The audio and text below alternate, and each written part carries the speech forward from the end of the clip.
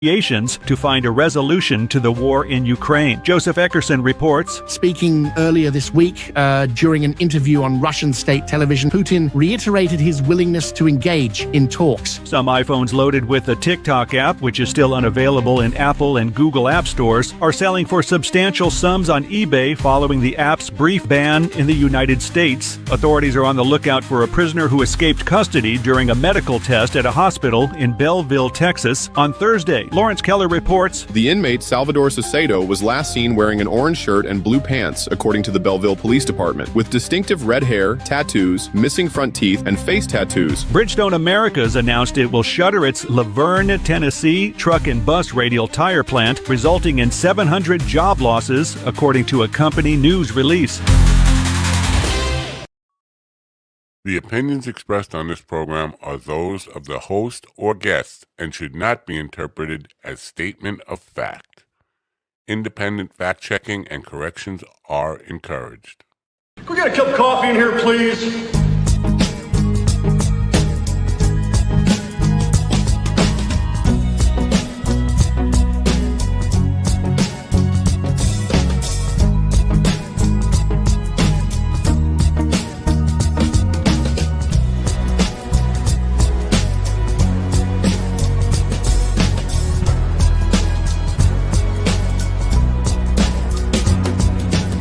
Damn good coffee and hot. My dog is your mind's best friend. No music for you. No music for you. No band. My dog is your mind's best friend. Wake up, America. You've got a dog that needs walking. That's right, sunshine. Just put on a big pot of strong coffee and get ready to type your little hate mail with your opinions about kumbaya and flat earth insanity. Stand-up comedy? You want stand-up comedy? Well, we've got sit-down comedy. It's time for Coffee with the Dog. You make me laugh.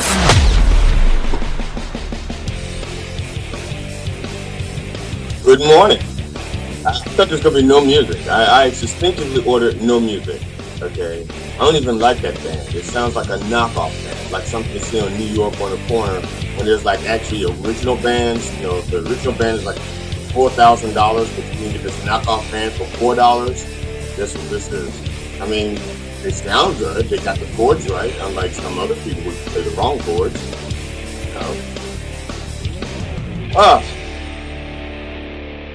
Good morning. Good morning. Good morning.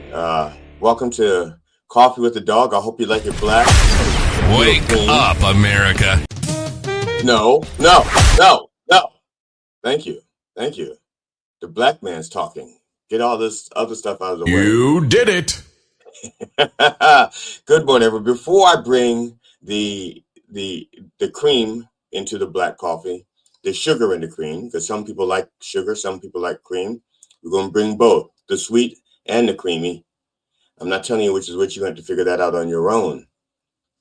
I want to personally congratulate the Kansas City Chiefs and the Philadelphia Eagles for their victories yesterday and for making it to the Super Bowl. I'm mentioning that because if you want to place a bet on this, you can place your bets somewhere on the minddogtv.com site. I don't know where. I think it's like Minddog TV, Lose Your House, Minddog TV, Bet the Farm, something like that. But you go there, you can bet some money, I think. I don't even know anymore. I haven't paid attention. So let's bring in the cream and the sugar into this mix, and let's get started. Morning, gentlemen. Oh, Ron's muted already. Yellow. Now I am in the white hood spot. I know. So. I don't even know what that means. The Monopoly guy. Hey, where the white women at? Thanks for the free parking. Oh, good morning, fellers. How was your weekend? I know how your weekend was. Actually, Ron had to. How was your weekend, Ron? You were like busy hopping around from state to state to state. What you were like in the state of New York, then the state of Pennsylvania, state of New Jersey, state of Maryland, and then state of drunkenness. I assume. No, State of and regret, maybe. Delaware. So in the yeah, state of Delaware. we got home like 11:15 last night from the weekend because I had a show. I had a show last night in Stevensville. And then so we were in, like you said, New York, New Jersey, Delaware, Maryland, and Pennsylvania. It was a long ass weekend, but it was fun. It was a good weekend, and I got to make a friend in Delaware yesterday because we went to a dispensary, and apparently in Delaware it's all medical, but there may have been a friend outside the building that may have assisted in acquiring such And they gave you what condition did they give you so that you could have medical marijuana? No, just $20 and you got 4 brownies. Okay, but where'd you blow them? Did you blow them behind the building or in front of the building? The funny thing too is I knew he was not a narc because he had an open Corona in his car.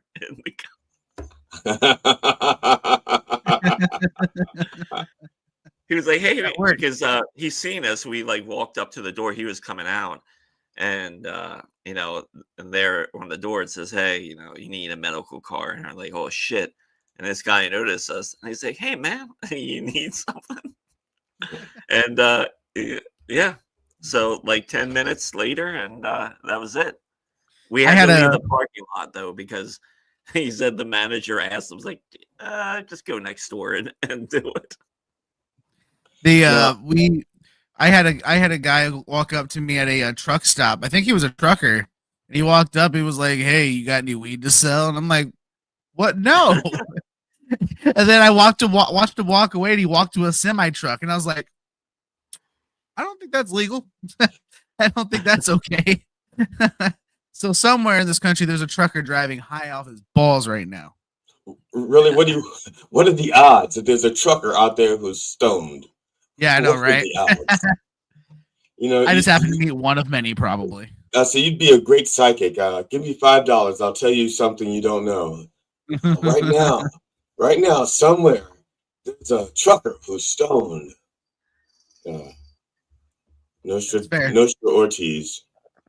Ortiz Damas. What? Ortiz Damas. Oh man. So did everybody do their homework on our guest today? Nope, I'm gonna do it like Matt does and do it on the spot. Gonna do your homework in class? Yep. Who is the guest today anyway? Our guest today is Mario Wisa. Yeah, Mario Wisa. So like he see that? Okay, I actually knew the answer. He's really going. He's the kid in class who like found a cliff note or something. And as soon as Mario Wisa is a social communication expert with a passion for helping individuals and organizations improve their communication skills. As a researcher, author, and a public speaker, he's dedicated over 17 years to studying intrapersonal group communications. He's even authored 3 books on the subject and has traveled extensively, gaining valuable insights from diverse cultures and interculture communications. Yeah, see, I did my homework. In class. Yeah. And a lot of that comes. It did, right by ear. Why did I even study for this test if I knew it was going to be an open book oral exam? So when is are they for the first hour? Or second hour. They're for the second hour. So for the first hour, we can chat about things. We can do some what's that thing called? The showbiz news. If you have showbiz news today.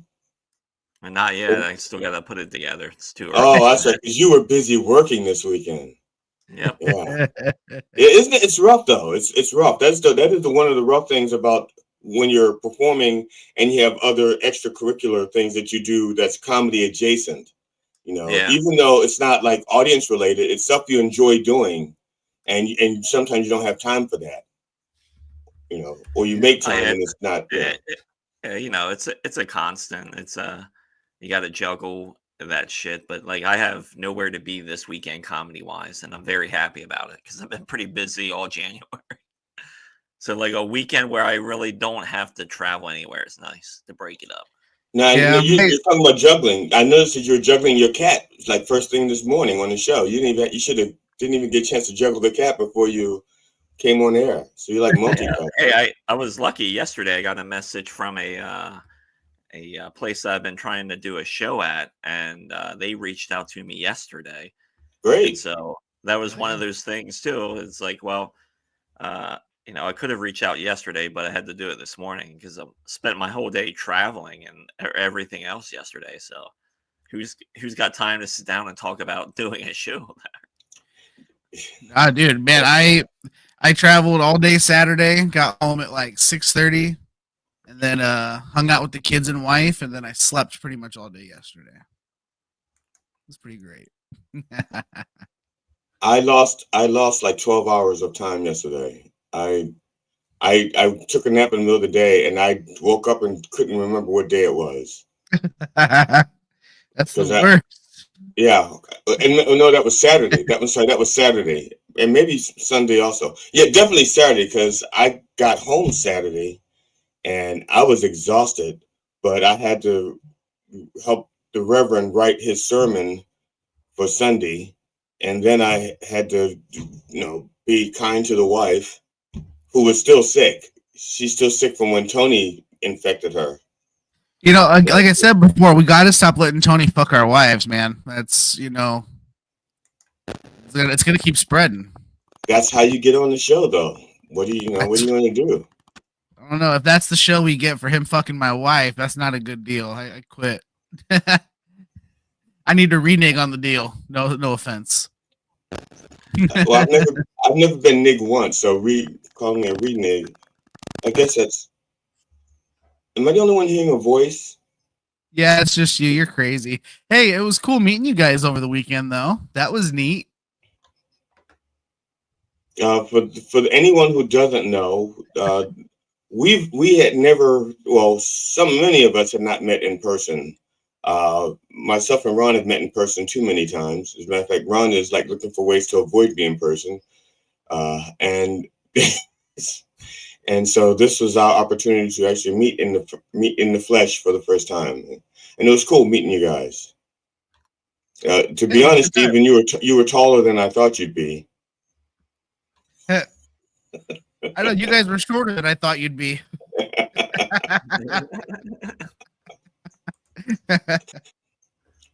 Yeah, both got on stage and was barely taller than me. I was like, Yeah, it's just a shame that Long Island is just not fun or easy to get around.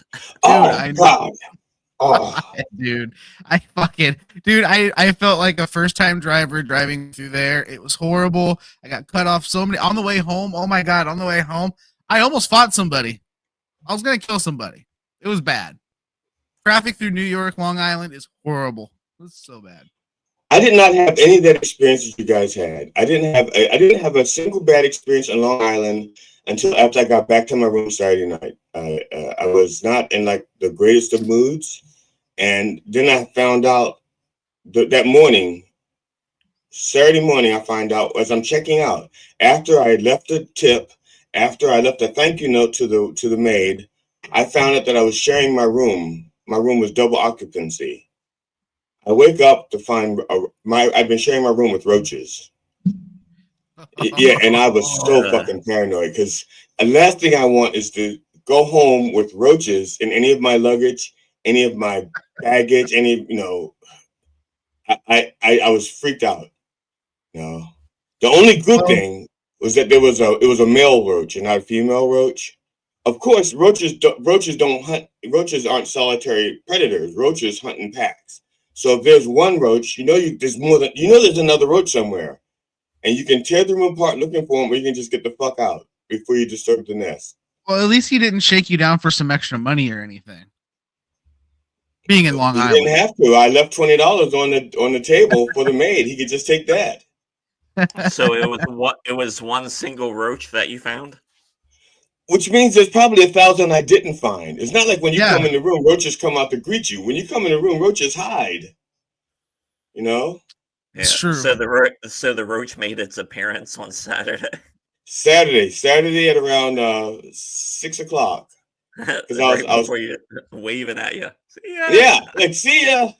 You paid for the room until 11. I'm gonna be here for a while. I got the room for 5 more hours. Hello to I think his name is it's Jose. The guy from Trinidad followed me on Instagram after the show. So he might be watching. Hi. Okay. So as everyone knows on this show, I love accents. They get me creamy. We all know this. And of course I had to talk about it at the show on Friday. And of course there was a guy in the audience who had just the craziest accent from Trinidad. It was so cool. I talked to him before the show and his accent was just everything he said. I didn't even know what he was saying, but I loved it. Oh, it's fantastic. Yeah, but Bill, those kind of roaches that you're finding in your car, I'm sure are different. Yeah, I had the roaches you study in ninth grade earth science or 10th grade biology. So did you say anything to the hotel that you found a roach? I left them a note. Because I just wanted. So they're never gonna hear about it. They don't care.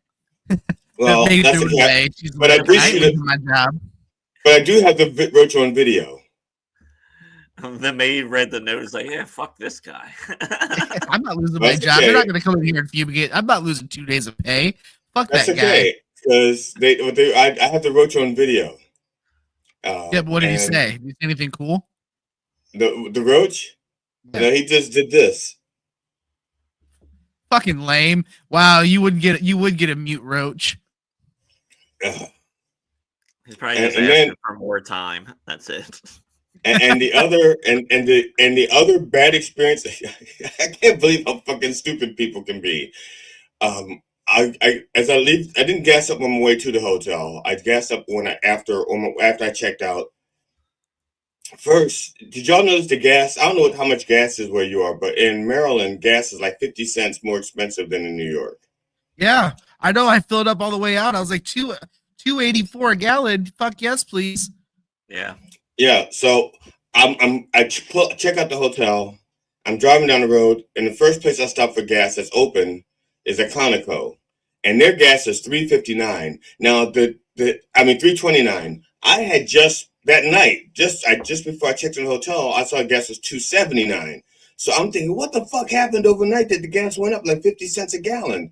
What the fuck happened? Did we go to war? Did Trump? What the fuck did Trump do? That's immediately what I thought. And I said, no, I'm going to drive down the street, see if it's like this everywhere. So the next gas station is $2.79. And I pull in, and there's a lady pumping the gas. I put my card in. I stand outside, and it doesn't have the little clicky thing, so you can just sit in your car and let it fill. You have to stand out and hold it. And it is pumping 1/10 of a gallon per second. That's how slow it is. Yeah, I encountered that too at a gas station on Long Island. Like, there's no clips for the fucking handle. You got to sit out there and just wait, and it's so slow, like he said. And so I looked at the lady and I said, excuse me, ma'am, is your pump slow? She goes, oh yeah, it's the cold. I said, no, gas doesn't freeze at this temperature. It's not cold. And thing is, I didn't want, when people steal debit cards and credit cards, when the way they test it is they go to some place where you can just pop it in, and they'll get like $1 worth to see if it's okay. So I said, well, I'm going to stick this out to $2 just so they know I didn't steal the card, And so I'm sitting there for like, I don't know, 2 minutes to 5 minutes, 2 minutes to get $2 worth of gas. And gas is $2.79 a gallon. So that's a fucking, so I leave there, I go across the street, and it's $2.84, but it's regular speed. But I tried to tell that lady, I said, ma'am, no, it's not the cold. I said, every other gas stations don't act like this. And I left, and she's still standing there, freezing her. It was 17 degrees. She's freezing her ass off doing this. I said, fuck that. So I had to ask people to like pump my gas for me on the way home. I want to know about that. And every time I did, they would like scan their own rewards codes. So I was getting like 10, 20 cents off an extra a gallon every time I got gas. So like in Pennsylvania twice I got gas for like $2.60 a gallon. I was like, hell yeah. Nice. Go Ron. I just said nice. I mean, for people to do that to you. Oh yeah, I know. It was yeah, people were really nice. That's what sucks about traveling alone like that when you don't have a handicap van is like I had to basically just ask people to help me pump gas. Shit So sucks. how long did it take you to get back to Pennsylvania on Friday night? About 4 hours, but 2 of that was getting through traffic. Because we were at a dead we were at a we were at completely hold still at on the George Washington Bridge for about 30 minutes. There was I don't know if there was an accident or what there was, but the traffic just was not moving. So yeah, but once we got out of the city, then it was a smooth sailing from there. Luckily the roads were all clear. There was no ice anywhere, there was no snow anywhere, so we were able to do like 80 all the way home. So now, did you gas up before you got on the bridge? Did you gas up before you left? I had actually just gotten gas when I'd gotten into town, so I had a full tank before I left. Okay. Yeah. I'm just curious because whenever I know I have to cross the George Washington Bridge, I fill up with gas and I go to the bathroom because I expect the George Washington Bridge to be like a parking lot, and the last thing I want to do is be like have a quarter tank of gas getting on the bridge and you watch it go down. So. Well, see, my thing is, I have like a super irrational fear of bridges over water. I think that's a song, isn't it? I don't know, but I just if the bridge collapses and it's on concrete or rocks, I'm gonna die. Cool, fine. But if I land in water and I don't die, now I have to fucking drown. No, I'm not doing that. So the whole time on that bridge, my buddy's just laughing at me the whole time. He took a picture of me the first time we went over the bridge. You can tell I'm about to pass out. It's horrible. But you were driving. Yeah. So wait a second. You're driving. You're about to pass out. And his reaction is, "I'm gonna take a picture." Not, "Hey, you want me to drive?" Dude, we're millennials. We're not afraid to die. It's fine. It's just we gotta at least make it memorable. But it's a rental car too. I couldn't let anyone else drive, so I had no choice. Well, stay behind the wheel, but let him hold it. I'm sorry. Laura's not a big fan of bridges, and we went over so many bridges. I took her over so many bridges this weekend from the George Washington to the Frerizano.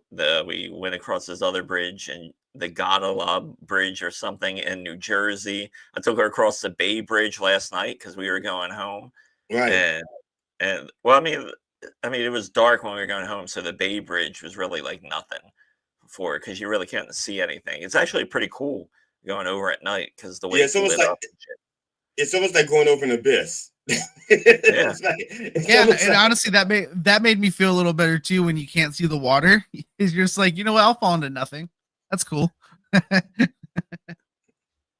But on Friday night after the show, me and Laura went to this pool hall.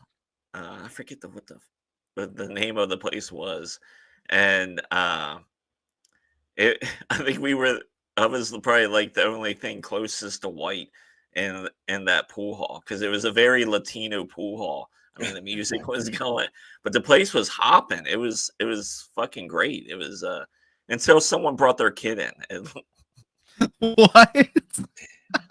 Yeah, we were playing pool, and this is a pool hall, so they're serving, food, and beer, and shit. But it's like 11. I think it might have been close to midnight at that point. I don't know. But then these people come in, and they have like a 3-year-old with them, and people are trying to play pool, and this 3-year-old's like running back and forth playing hide and seek. Now, was the kid also a pool shark, or was he just something that they bet on? I don't know. I think they probably just bet on him because he kept running and he wouldn't listen. But luckily, that was about when we were leaving. So, but yeah, that was a great place. Like the vibe in the place was great. No one was like really uptight, and it was just a fun time. Now, Let's do it, man. I've reached out to I went to like the George Washington Bridge thing.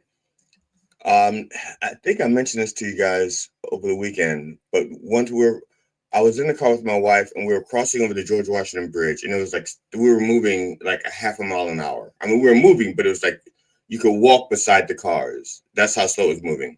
And one guy had to pee so bad that he had somebody else like driving the car. He had the door open and he was walking beside the car with his dick out pissing. It's just walking down pissing. And my wife goes, he is so lucky. Women can't do that. Oh my God. That reminds me. On the way home, my buddy was like digging around the rental car because I found AirPods in the car, right? Score me, found AirPods, right? And he was digging around and he found a Shiwi in the glove box. Shiwi? Is that like a little cup that goes to... Yeah. So a chick can piss in a bottle while they're in a car. He goes, "What's a Shiwi?" And I was like, "Oh, bro, oh God." He goes, "This is in the glove box." I was like, "Put it back." Was it full or what was it? It's a rental car.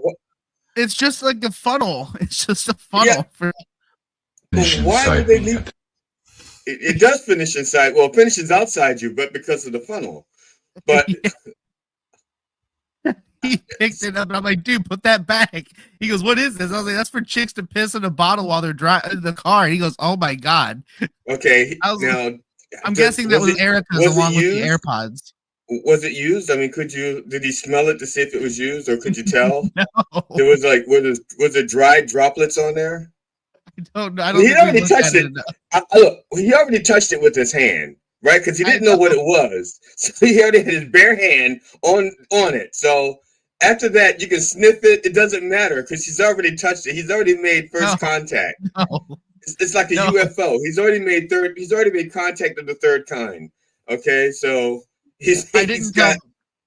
I also didn't get to tell the rental company it was in there because they were closed when I returned the car. So now they're gonna think it's yours. Whatever. I'll be like, "Nope, that was Erica's." Foul teacher says he used a oil funnel to piss in a monster can on a drive. Okay, people in the audience, if you're listening and you can text us on contact us in our chat room. We're on YouTube, not someplace else because we won't read it. Let us know the strangest pissing. How do you word it? The weirdest contraption you devise so that you could piss while you're driving on the road.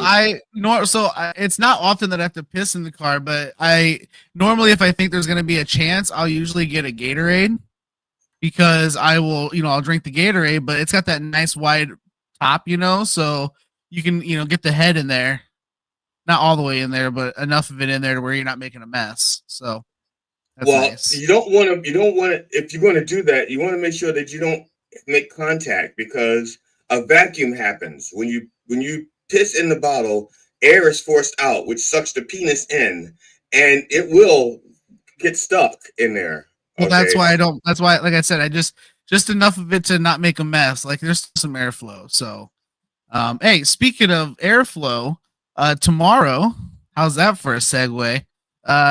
Tomorrow we've got Lana Siebel and Andy Andrus from Ukraine with Love. So don't miss that tomorrow, guys. Do not miss that. That's gonna be a fun show. Yeah, Lana's gonna be here promoting her Dry Bar feature-length movie. Right. Now her Dry Bar comedy special. Right. Dry Bar comedy special. So and I need to now I have to watch it tonight because I forgot it. I told her I'd watch it and I didn't have time actually I had time, but I was using it to sleep when I got back. By the way, I seeing how Ron's so stoic when he's in the StreamYard. I like on stage Ron better. He's so cheerful and like chipper and animated. Well, that part of that because what's this Tony Walker before he sucked his own dick on stage, he he was saying to me, "I can't wait to see Ron on stage because he doesn't talk much on the air." And I said, "Well, his comedy, obviously, you can't do that on stage. You have to talk more on stage." So I said, Ron does have many more words that he uses on stage, and I say he's actually quite the talker on stage. So Yeah, I gotta think it save was. it. Go ahead. I said I just gotta save it. That's what I gotta do. No, that makes sense. No, it was cool to see you guys perform in person finally. That was neat. Well, Matt informed me. Well, Matt confirmed something that I already knew, but I didn't know how to fix it. In one of my songs, I play the wrong chord, but it's the chord that they say that it's, in the music, it says this is the chord, and it doesn't sound right to me. Yeah, but they said, no, this is the chord. And I checked 3 different versions, and they all had the same chords. And I said, okay, well, maybe there's some orchestration underneath that makes it sound right, because it doesn't sound right to me. But I did it, and Matt let me know right afterwards. That's not the chord that you're supposed to play. He goes, but I have to admit, you at least sang the right note over top of the wrong chord. He goes, and that's hard. He goes, and that's hard to do. You had Trinidad guys singing along with you, though. Yes, I noticed that. And these are words I made up. And he was singing along. He was singing along like he knew it. And I was like, weird. And he had the right words. Words I made up, he was singing along to. He was into it. I mean, now it's possible. It's possible because all the lyrics to all of the songs I make up are online. On my website, I have a karaoke songbook so that if people want to follow along to the songs I make up, I usually tell them, you can go to your phones, go to my website, go to the karaoke songbook. We're going to do song number 6 or song number 12. But I didn't do that night. No. He sang along anyway. So that was a bright moment for me, a surprisingly bright moment for me. Yeah. Yeah. Well, we gave everyone that came out a good show. Even the people that bought tickets and didn't show up, they had a great show as well. Yeah. I mean, I feel like all 3 of us put on a great show, and they all had fun. So. FYI, I'm sending the raw footage that I took to Matt. And Matt's going to because we have 3 camera angles to use, and so Matt's going to compile it into a working video. Okay. And then, but here's the tricky part: I'm going to mail Matt the footage because remember, one camera was 4K. Actually, before it got knocked over, now it's 3K. No, he said no. One camera was a 4K camera. And on that camera alone, it's like 39 gigs because it's so much more information. You try to email 39 gigs of information, and then the other camera is just HD, so it's probably maybe 8 gigs. So I'm going to put those on an SD card and mail it to. I have to. I was gonna say, or then once that's done, if you want to make it accessible to everyone, maybe just put it in Google Drive. Make it accessible to all of us. Well, that's just it. Once it's rendered down, it may fit in a Google Drive. But I have the free Google Drive, which is a 15 gig maximum. And even with even though I have 3 Google Drive accounts because I have 3 Google Drive emails, it gives you 15 gigs. And all of my Google Drive stuff, I have 5 gigs available, 7 gigs available, stuff like that. So I'd either have to buy more Google Drive space, and even if I wiped everything out, which I don't want to do, I don't know. So I'm just letting you guys know that it'll be sent to Matt. He's going to edit it together, make it to one coherent piece, and then if you want, we could actually post it online or something. But no. Well, yeah, the mix down because I think. Because we'd all want our sets individual. So, especially if they came out good, then we can use them for, whatever. Yeah, exactly. So, I'll take it. Oh man, So what did you? So how much? Okay, because my answer is zero. How much money did you guys spend on weed, legal weed, while you're out there? Total. I spent $20.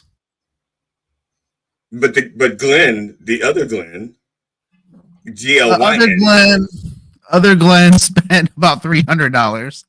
That's what he did. and that was just on Long Island in one store. Yep. Okay, Ron, you're up. He's still doing the math. I think maybe we spent a total of probably maybe close to, I don't know, $170 total, maybe. Because we bought some in Long Island, then New Jersey, and of course Delaware. Now, how much of that you brought back with you, and how much you consumed on the road? I don't know. I can't confirm or deny what has been. Yes. Oh, Yeah. Can you tell us how much you transferred over state lines, please? Oh, that's right. Sorry, I didn't even think about that part. That's why we couldn't spend that much. We had to smoke everything that in the state that we were in each night. Oh, so I apologize. See, that's a rookie mistake. Well, see, I definitely did, but I also didn't transfer enough that could be used for for sales. I bought like $20 worth of pre-rolls, and I brought them back with me. I didn't smoke. I smoked one this morning before this. You can probably tell, but I was New York City. It was great. It was wonderful. Yeah, we thought about going into Brooklyn on Saturday, but then we just got caught up with other shit, and then we in New Jersey we found this other pool hall, and which worked out great because Laura could get her stick repaired because she's needed a new tip on her stick for like 3 fucking years now. Oh, that's what we're talking billiards. Pool halls and comedy all weekend. Okay, that's right. You're just balls deep in ball stuff all weekend, huh? That too. So how much gross hotel sex did you guys have? Was it a lot? Because I know personally when the wife and I have a hotel room and we don't have to do the cleanup afterwards, it tends to be a little bit more wild and crazy and so she's also Latina, so she's she's spicy. Yeah, I don't know. It's just our regular craziness. So who knows? I mean, we're both. When it comes to that, I mean, it doesn't matter where we're at. Now, okay. Now, just out of curiosity, okay, my wife is like really she's a germaphobe. At least when she travels with me, she's a germaphobe. And so when we check into a hotel room, I have to become like a detective. I have to to get the light out, and I'm looking for like cum shot residue all over the place. Just to, I'm just making sure that the room is clean. Don't look for cum shots. You're guaranteed to find those. Well, what you need to look for is bed bugs and roaches is what you should be looking for. Well, I gotta look for everything. Let's say, but I didn't think about that. I guess I don't know if I was tired or what, but when I got to the hotel room, I called my wife and I was like laying on top of the sheets. And my wife goes, I said, I'm exhausted. And she goes, well, why don't you lay down? But don't lay down on top of the sheets. Pull the sheets back because they wash those sheets. The sheets on top, you don't know who they washed them or not. And I said, oh, no. And I pulled the sheets. And no, I'm under the covers. Yeah, that's right. I pulled the sheets back. But listen, I only came on the remote one time, okay? And listen, that hotel, they were asking for it, okay? Everything was dirty. And I was like, fine, I'll leave my own mark before I leave here. And then I just, right all over the remote and called it a day, Now, sometimes you gotta do what you gotta do. So how many different states have you had sex with your spouse in? And I'm talking about geographic states, not like, well, we were drunk once, we were high once, we were stoned once. I'm talking about geographic states of the Union, And you can also count DC, even though it's not a state. and Canada and Mexico. It would be a lot for me. I say y'all been together for like 30 years. 5 states. 5 states. Once was a truck stop. I don't think it's that kind of counted, but What was the truck stop was the truck stop in a state? yeah. But then I guess it counts. Yeah. Yeah, I think the only state that we have had sex in that we've been in together, it may have been Indiana, maybe. I don't even know if that's allowed. Sex is allowed in Indiana. Is it? You just can't. You can't. Oh, that's right. You live in Indiana. Okay. Yeah. I think anal is illegal though, and I think there's some towns where blowjobs are illegal. Oh, that's right. There are a lot of places in the country where it's illegal to have anal sex and blowjobs. They just don't enforce it because the police are doing those things themselves. Yeah, This is funny. I think every state that I've been in, I've had sex, but except Indiana. Now that I think about it. To be fair, Tim, this was in fact at a TA, and it was but it wasn't inside the TA. It was in the parking lot because I have some class, and I'm not going to do it in some gross bathroom. I'm not a trucker. Okay. Then he wrote he isn't joking. Now, when he says he, I'm assuming he means you. And how would he know you weren't joking unless he was there? I don't know, but you know, I at one point I felt like somebody was watching, so I guess it could have been him. Los, Tim Los, you got a lot of explaining to do. No, I'm sorry. There's some guy named Matt Napa. Matt Nacho? Napo, that guy on top with that hat looks stoned. Must be one of them Delaware medical stoners. I think he means Delaware. I think you're assuming he doesn't know how to spell, and I mean that's what he. Well, I don't think this Matt Napo. Yeah. Thanks for watching, buddy. Yeah, thanks for watching, Matt. Oh, I get it, Tim. I understand now. Tim was saying that the stuff about the sex positions that are illegal in Indiana because he lived in Indiana. Yeah, no, dude, Indiana's. I mean, don't get me wrong. Everybody does whatever the fuck they want, but I mean, you got some weird laws here, man. So for example, my uncle. How do you find out what sex positions are illegal when you go to another state? Is there like something on the hotel? Just Google it. Who's going to take time to Google sex positions before they have sex? Why not? But in Indiana, like some of the laws are so ass backwards, like they're just set up to make you fail. For example, my uncle, who's now dead, rest in peace. He got on his 40th birthday, got trashed, right? Instead of driving home the 4 blocks, he decides to walk home. And on his way home, he passed out, ended up getting a public intox and everything else. When he woke up in jail, and like they gave him like a laundry list of charges.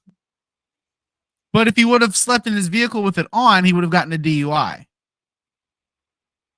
So, fuck, right? Like this place sucks. Ron, I'm sorry, Ron, you were about to say something. I know, and I apologize for cutting you off. No, I just did a quick Google search of weird sex laws in Indiana, and like the first thing that pops up, it says under current Indiana Romeo and Juliet law, someone can have consensual sex with a 14 or 15-year-old if all the following elements apply. The person is no more than 4 years older than the victim, and the two parties are in a dating or ongoing personal relationship. So there you go. So if she's 14, you can't be 19, and you have to at least be dating, which means, let me see, if you're 18, you could actually be a college freshman. And so you have to say to other girls in college, other college freshman girls, I'm sorry, I can't go out with you because I have a high school freshman girlfriend. That doesn't fly. I think that's more embarrassing. That you can't get another college girlfriend. Oh, Yeah, I don't. It's some of the stuff where the attitude says, like, or some of these states where sodomy is still illegal, but it's only illegal for homosexual men, as they say. So I guess the police have to watch you commit the act. not yet, not yet, not yet. Yeah. Did you know The in old more tongue.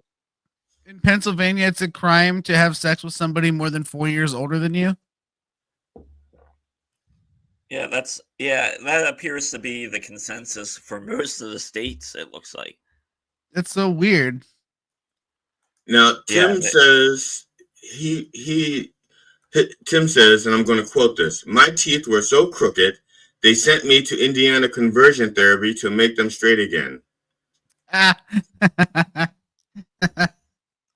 I'm sure, I don't know of any of those places in Indiana, but I'm sure there are, just because there's some real backwards ass places in Indiana still. It's rough. So, and I would imagine that gay conversion therapy would actually make you more gay. honestly, you'd think so. And I mean, but the thing is, like, in Indiana, no one's scared to be gay here. Like, the gays are wide open and proud and loud. Like, there's no hiding it here. So, I mean, it's really And not.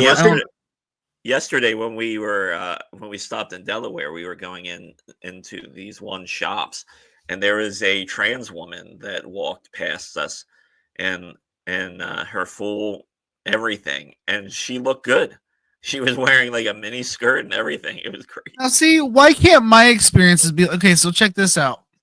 And I'm not making fun of the person because I know it's a thing and whatever else. But man, there's a picture of me on stage when I saw this person for the first time, and you can see that it totally catches me off guard.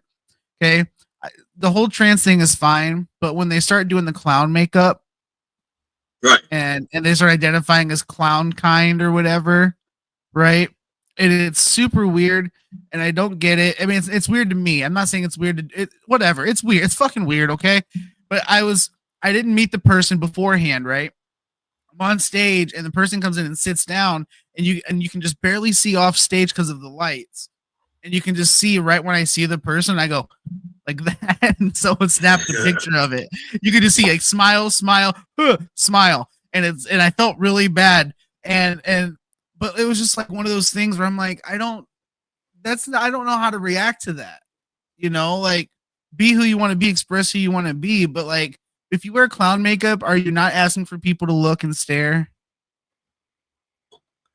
Speaking of looking and staring, Ron, I commend you on your solution to Steven being in the dark with the light on you, because I didn't think of that.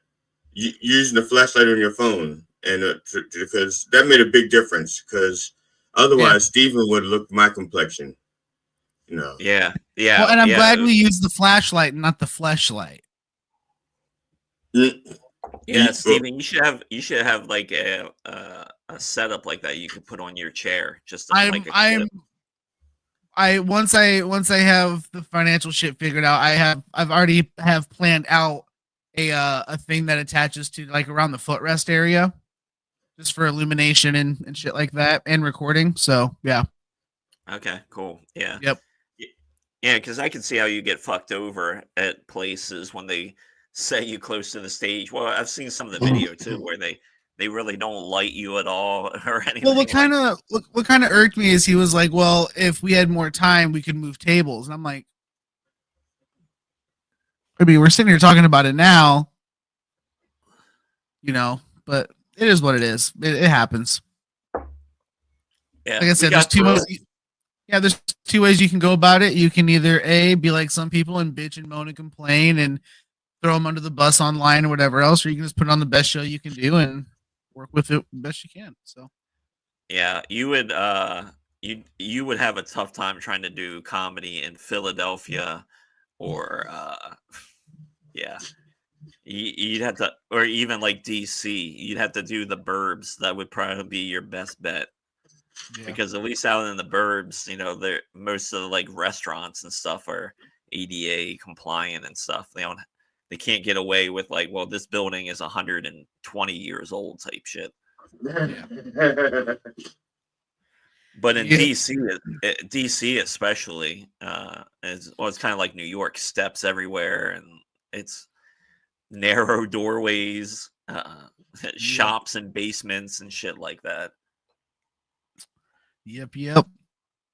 Now I was looking for. I have a portable. I have one of those. Gosh, it holds your phone.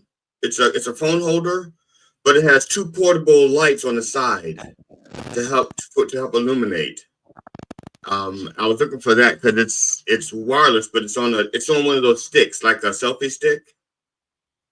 Not like a selfie stick. It is a selfie stick. It's a selfie stick with lights and a holder. I was looking for that because that wasn't expensive. That was like $9. Now the light only lasts about an hour, but so you'd have to be, and each light charges separately. You know, each light has this. You have to charge them, but anyway, it's an option. It's not too expensive, and it's a good temporary solution. Yeah, we got through it, and at least you weren't in the dark. Yeah. Not like the audience. The audience could not like the audience. I don't know what the problem was with that. Yeah, and Joe Matchy was in the big room that night too. And, yeah, I don't know who Joe Matchy is, or Machi, or. Yeah, I think. Yeah, I could see that. I mean, I would say, like, in the world of comedy, like, yeah, he's not like a name that would pop out at you, but I'd say like New York area and shit like that. He does well. I think that he tours and shit, but he's like just one of those working comedians. Okay. And then I met his opener, and his name was Ryan something Bromsky or something. Right.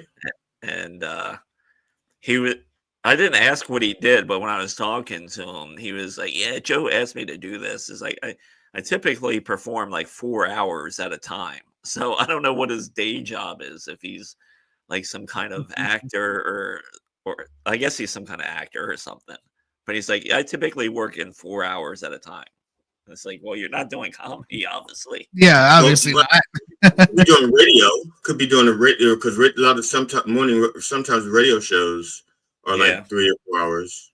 But usually you're sharing it with the stage with not the stage, the mic with it's like a zoo type of situation. Yeah. Morning zoo. Did anyone watch football over the weekend? No, but I watched some highlights from over the weekend, and boy, oh boy, that Philly game got wild there at one point, huh? Yeah, I only watch here and there because I was traveling a lot and maybe listening on the radio here and there. But yeah, the Philly game, that was a disappointment the way that turned out. Then that Kansas City Buffalo game was the only one that was even remotely close. But I don't know where Washington was and like what their ranking was, because Philly was number 1 in their conference. And I don't know what Washington was, if they're a wild card or what. But Buffalo and the Chiefs were 1 and 2. They were ranked 1 and 2. And that's what I was saying to Carol, because we were looking at the Washington Philly game, and Philly was like scoring. They were scoring points without. They didn't have the ball, and they were scoring. It was just ridiculous. They were scoring every possible way, and I got to one point where I was saying, I hope Philly breaks 60. So that's right. Because at that point it's like, well, Washington doesn't have a hope, a chance. So at least let's get something good out of this. But I was pulling for the Chiefs, and that was a nail biter. Man, I'm not a huge pro football guy, and after my Colts fell out, I was like, meh. Here we go again, Chiefs, yay, woo. I don't think the Colts were even in it. Maybe they were never in it. I get it. Okay, you don't got to kick a man while he's down. All right. Yeah, but you said that they fell out. You said that they fell out like they were like contenders. No, because listen, even though they were never really in it, there was still like a 15% chance of them getting into the playoffs at one point. Okay, and then they tried and they failed. After game 3. After game 3. Have you heard the conspiracy theories going around? And that the Chiefs have the refs in their pocket. Oh, are you talking about how the colors of the Super Bowl thing? Yeah. The thing is don't those get designed after the last 2 teams are chosen normally? Which is why the colors match. I think probably the next logo is already designed and just sitting ready to be released. So I would imagine they have that in the can. Who knows? I think that's I think that's a desperate conspiracy theory. I do like the ones though that the NFL is rigged, because I know those just they just seem fun and impossible. But I do have a somewhat belief that the NFL games aren't necessarily rigged, because I don't think they could pull it off, because no one can keep a secret. You would need too many people to keep that secret. So I think that's impossible. But I think it's possible. The NFL, I think when it comes to like championship games or games, they could easily say, maybe not be so hard on this call during this game, and we want this, possibly. I could see that happen. You definitely do have times when the refs are a little more lenient with certain things. Because for example, I think it's kind of common knowledge that like the refs don't necessarily want to ruin the momentum of a game sometimes. So they'll let certain calls go, when there should be a pass interference call, they were both doing it, or shit like that. But I don't know, man. For it to be scripted would be a huge, huge secret with a lot of moving parts, Yeah, you can't. I don't think you can. Well, I don't want to be naive, and actually, I think Matt is listening, and he's like the expert on fixing games through genetics. Not that he did it directly, but through genetics, I think he inherited that information. But it's like in the old days, you could buy like a ref, and. But they didn't have like they weren't using instant replay. They didn't have challenge flags. They didn't, have all the other stuff. Now, the only way you could do it is if you get to like you have to get to like a player. Like you'd have to get to like the running back for the Eagles. And so if they get like they're up to the point where they're like they're about to score a 3rd touchdown, go ahead, buy 3 touchdowns. But in order for them to make money, they have to keep it within 2 touchdowns. He could fumble, or something like that. But you'd have to get a key figure who's going to touch the ball enough to make the game a difference. It's not like basketball where you have a point guard who could pass the ball to the wrong person or something. Well, wasn't it the Chiefs the other day who took a safety or something like that to cover a 9-point spread? Or some shit. I don't think they covered it to cover the 9-point spread. I don't think that's why they did. I swear to God, that's what all the articles said and everything, and that's the reason. That's the reasoning. I don't care what the articles said. That was the reasoning they gave, though, or something like that. It was. I'll have to look it up and see if I can find it. But I mean, the other side of the coin is that, like, the NFL has their hands in these betting companies. They're getting revenue for that. So that in itself too is shaky, because and once again, the conspiracy would be really tough to do, but you never know if things happen. If someone just says, well, if things happen, maybe this should happen. The only thing I would draw the line, I think, as an acceptable conspiracy, that the refs have their hands in the betting, and they're kind of like they can kind of help control the outcome of a game. Because if you think about it, a team can be on a roll, but if that momentum breaks because of a real shitty call, that can change the outcome of a whole game. So if they have their hands in it and they're like, okay, well, we need this team to win by 1.5 touchdowns, so let's go ahead and make this happen. You know what I'm saying, or something like that. I'm sure that I would be dumb. I would bet real money that happens on occasion. Yeah, for sure. And even, but it's too, it's like people that always tell you, oh, like the government's doing all this conspiracy work, but then they'll also tell you the government can't do anything. They can't do anything right, but they can do a multifaceted conspiracy with 100 people involved for everyone to keep a secret.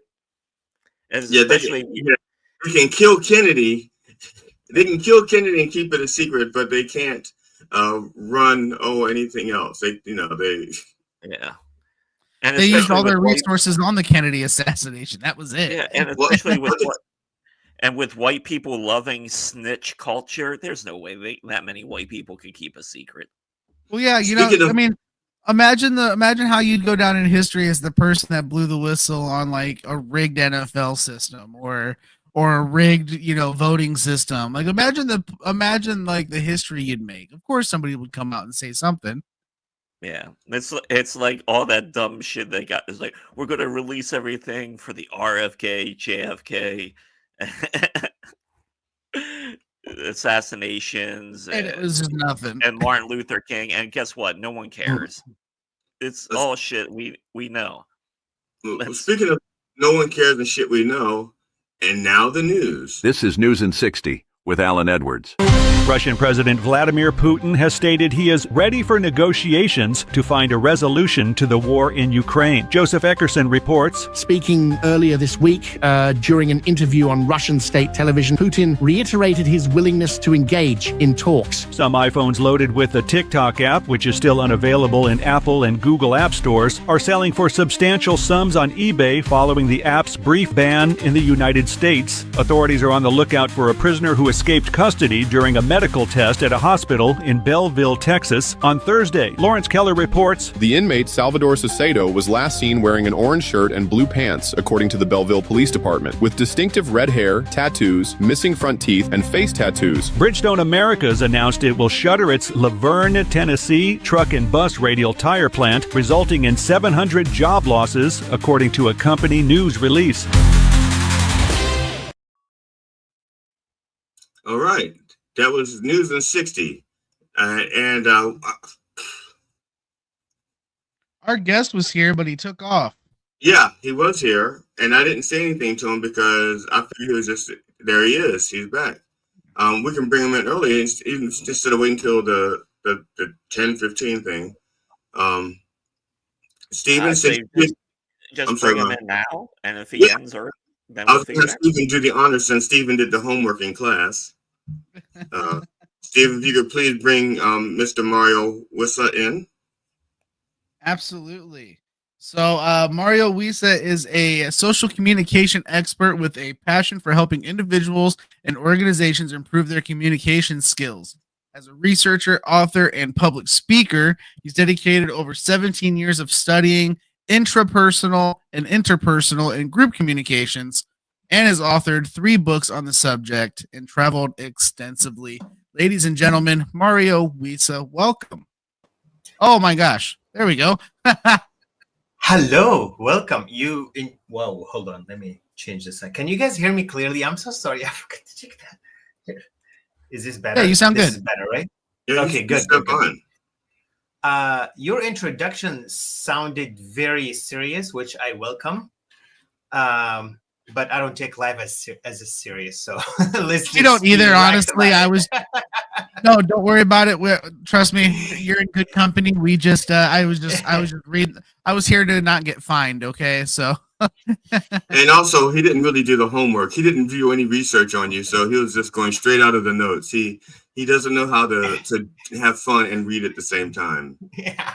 I have what they call improv skills, so it's fine. It is what it is. Back to you, GD. Okay, Mario, you have authored 2 books. Your 3rd book is coming out soon, I think. Is it? Actually, well, you can say that. My 3rd book is coming out soon, but I'm also working on my 4th book. So yeah. Okay, so you have 2 books. So the 2 books that have been released already. One of them is 180 Degree You in 180 Days, and the other book is Empowering Communication Unleashed. I think both of them are available in Arabic and English. That is correct. On Amazon, Barnes and Noble, I think the 180 days, we are still working on the process, but Empowering Communication Unleashed, the most powerful voice you will ever hear, that's pretty much everywhere from Amazon, Barnes and Noble, eBay. Yeah, absolutely. Okay, so I have a question about the book 180 Degree You in 180 Days. It sounds like the idea is that people, once they start reading the book, they're heading in one direction, and by the time they're done, they get their lives on track, and they've got a completely turned around and headed in the right direction. So that works great if you're headed in the complete wrong direction.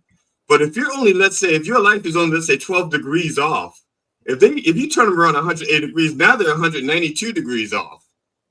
And so is this book only for people who are headed in a totally wrong direction? I really like the way you put it. And to be very frank with you and deliberate with my words, from my research for almost 2 decades so far,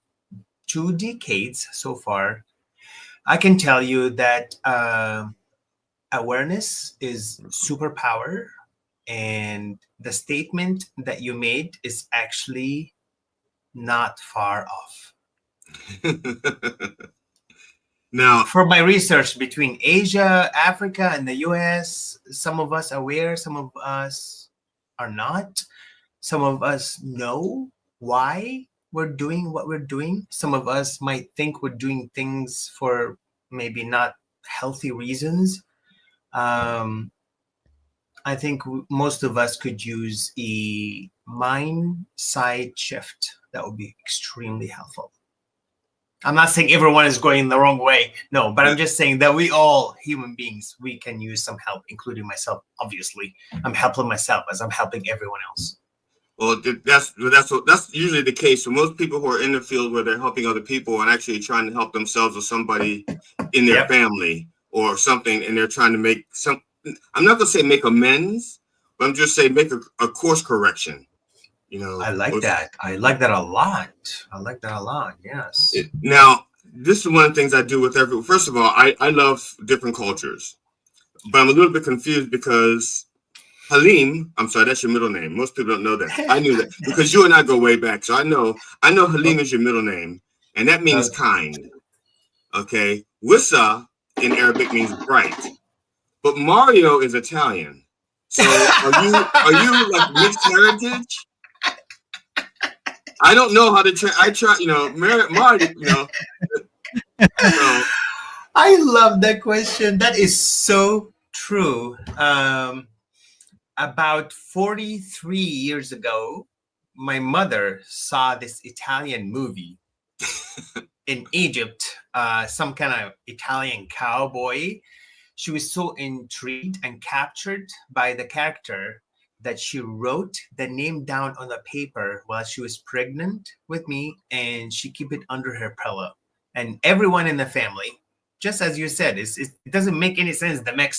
Everyone in the family told her that that was a crazy name to choose because she thinks and she used to think outside of the box. I just say that because my mom passed away a couple of years ago. Yeah. Okay, so now she's in a box thinking outside. She's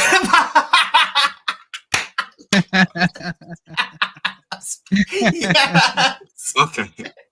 And my job is to try to help people to be aware of their own box and get out of it before you have to get in it and you have no option to get out. I like that you said that. It's true. Okay, now this is the one book, 180 Degree You. We also have the other book, and I covered it up by accident. Here we go. It is called The Empowering Communications Unleashed. But even before I do that, okay, because your thing is communications, okay? Yes. Communications, that's it. Now, I'm sorry, I have to do this to you, okay? You liked a Facebook post. On Facebook, you liked this post, and it was a quote. And it was a quote by, no, actually, it's accredited to you. It says Mario Halim was 2024. Okay, I'm going to try to show this to people. It says successful people do not compete. In fact, they empower others to succumb. See, I don't know if I can show this. No, okay. You're right. That is But it doesn't say succeed, it says succumb. And I didn't know. Yeah, I know. Then I had to change it later. Because I didn't see the correction. I didn't see the correction. I'm thinking, is it? I was like, okay, it's a cuss, an Arabic word I don't know about. It's supposed to be succeed.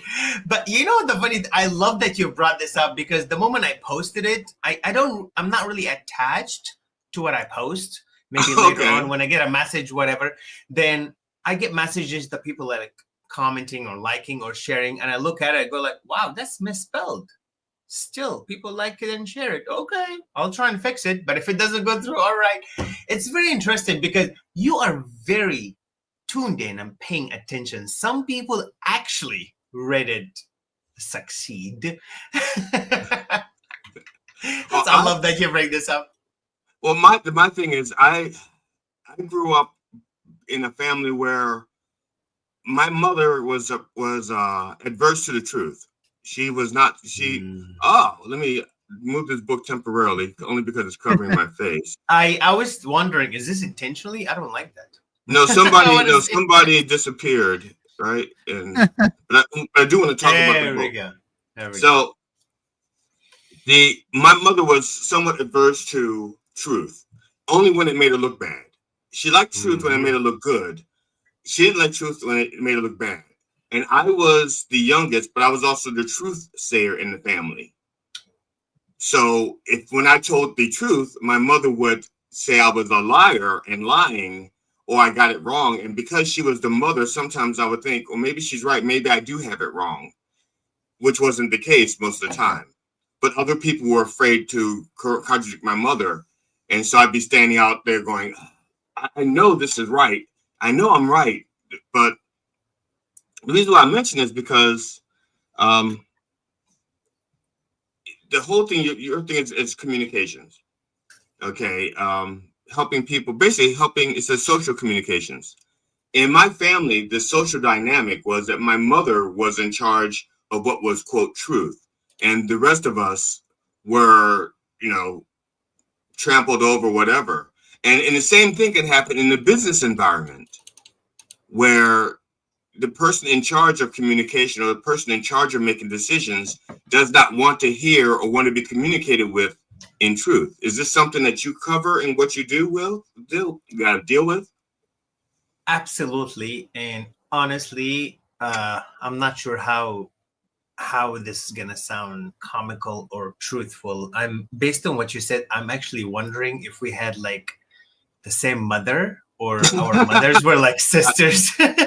So the one thing I grew up with, especially from my mom's side, where she used to say, if you see an adult who is lying, do not say anything. Do not interrupt them. Do not tell the truth. Can you imagine as a child to grow up with that? That's extremely limiting. Now, with this awareness, this part is ingrained on me yet, but that's a long time ago.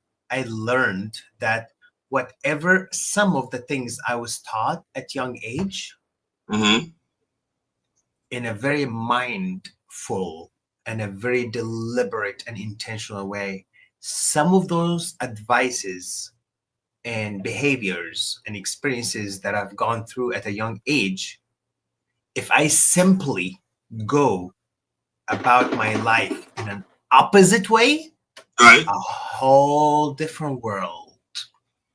Like you, I'm the youngest of four. I'm the youngest in my family, so I'm the youngest of four. And you can clearly see the distinction about how I carry myself and my life and my future in comparison to the rest of my family. It really pays off in a way to go the opposite direction. Obviously, going the opposite direction is not like the best thing always. Sometimes it's the healthiest step to take, which is not easy sometimes. Now, I have a theory about parents and children, and my theory is that all parents screw up their children. But humans, if the parents get along, they do a better job at screwing up the children because they agree on the lies that they're telling the children. If the parents don't get along, they don't communicate very well, and so each parent has a different set of lies they're telling the children. And so then the child can figure out, and at least has a chance to, wait a second, they're not agreeing, there's something else, and they can start looking for the truth. But if the parents are agreeing on the lie, the child is not going to look for the truth. So like if both parents says, yes, there's a Santa Claus, that child is going to grow up thinking, yes, there's a Santa Claus. But if one parent goes, there's a Santa Claus, there is no Santa Claus, then the child goes like, well, who's right? If one parent says there is a God, and the other parent says there is not a God, then the child goes, well, which parent is right? Or is it well, according to my dad, it wasn't that cheating, lying whore. So I don't know.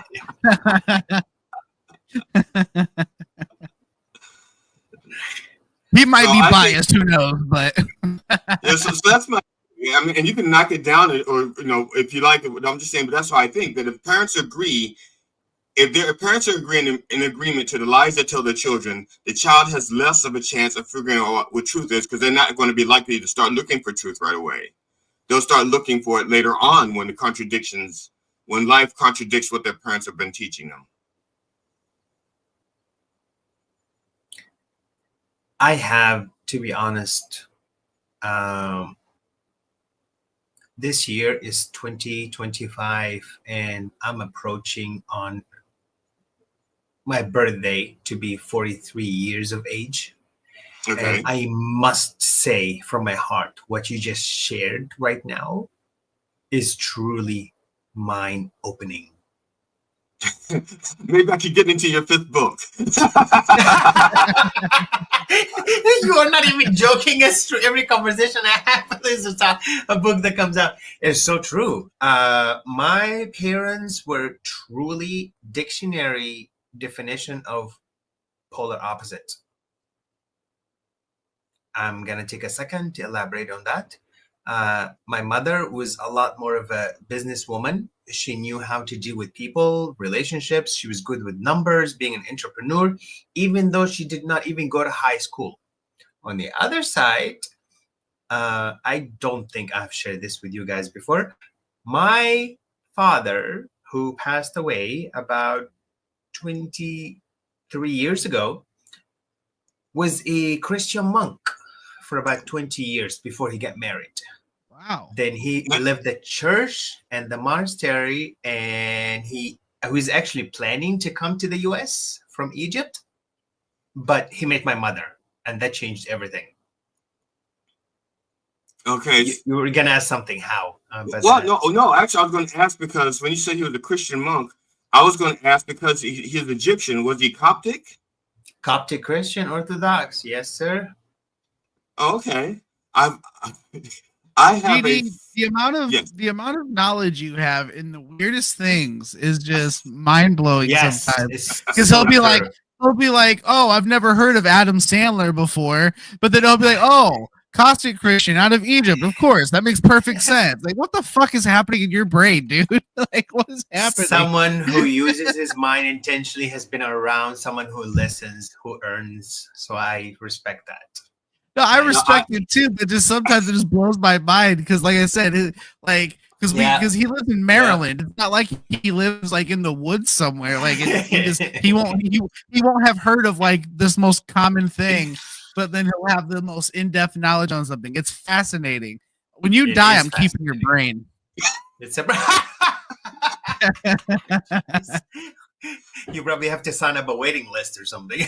Well, I tried to. Well, this is different. And this is going to go well off the beaten path. I've suffered 12 concussions in my life.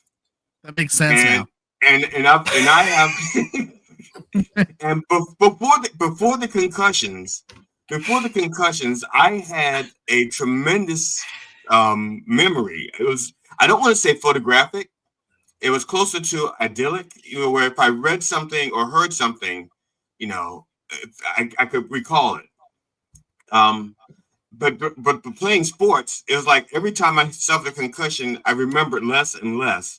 And so I spent let me see. I stopped playing sports maybe 12 years ago. So maybe I'm trying to think. I'm 65. So it's probably been a while since I've had my last concussion, and so information that I used to have back there is starting to creep forward again, and like so I'm like, oh yeah, I remember Coptic Christianity. I remember that now, because I'd studied religions and philosophy back in my 20s, and that was when became aware of Coptic Christianity, and as a matter of fact, I identified as a Gnostic Christian back then. So I'm somewhat aware of that kind of stuff, but I don't have a great deal of knowledge because it's been concussed out of it, you know. So, and anyway, so your dad, if he was, well, I guess, well, first of all, different being a monk in Egypt is not necessarily like the same as being a monk in China and being a monk in other cultures, right? I mean, it's not like he was cut off from the world, right? Or wrong. Well, okay, I'm gonna have to pause for a second here intentionally and touch on something really important. I disconnected my headset cable for a second, and I'm back in. You mentioned your wonderful young age, which is 65, and that reminds me of a really important saying that we have in Egypt, which is if someone is older than you, one day they have a wealth of knowledge that can compensate for a whole year for you. So if someone is older than me, just one day for my young age, they can teach me a whole year of experiences. Multiply that by 365, by 10, you get the idea. Yeah. Man, GD must have so much to teach me then, because he's like 73 years older than me. Thousands of years older. Yeah. Which hence, if you just really quick to touch on this, because I studied the Old Testament, that's why you hear those numbers of like people hundreds of years old or thousands of years old. They were using numbers in a whole different spectrum. Just FYI, but I don't want to get into that. I want to get to your question, which was, please kindly remind me. Well, you said your father was a Christian monk, and I didn't know that being a Christian monk in Egypt is like the same as being like a monk in, let's say, China, Tibet, or something like that. So I wonder, what his monk experience was like, and how he met how he met his wife, your mother. Oh, so first off, he started at a really young age, and I really did not know that my dad was a monk until I turned the age of maybe 15, 16, a long time ago, because it would have been risky for my own life because of the prosecution in Egypt due to religious conflict. Christians are really minority. A monk, you are killable. It's that simple. So anyway, seriously, this crazy. It's a whole different, So my dad was actually, as far as I know, what I learned from my mom, because my dad passed away when I was really young. I did not have the chance to interview him. But because of my field of communication, I was practicing a lot of interviewing and learning about my ancestry and my family. And I asked my mom, and I learned that my dad was actually a monk out in the desert. And he would go out a couple times a week to do a mass for people.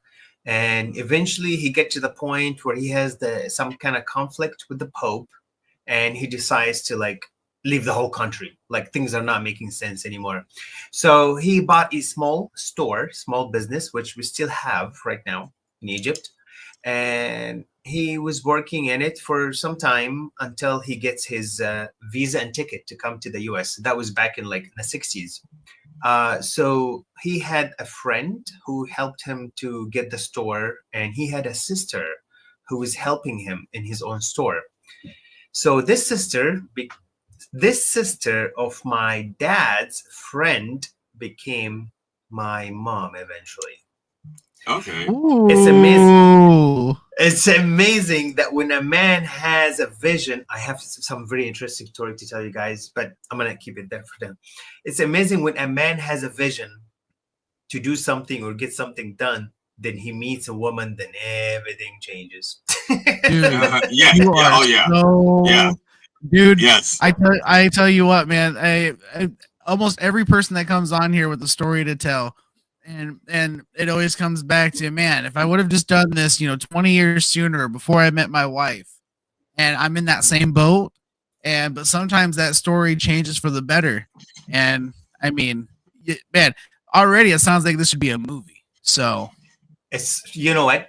Can I take like a minute and a half and tell you a really interesting and kind of like comical story? Take 3 to 4 minutes if you like. Yeah, anything you want to talk about, because this is about promoting.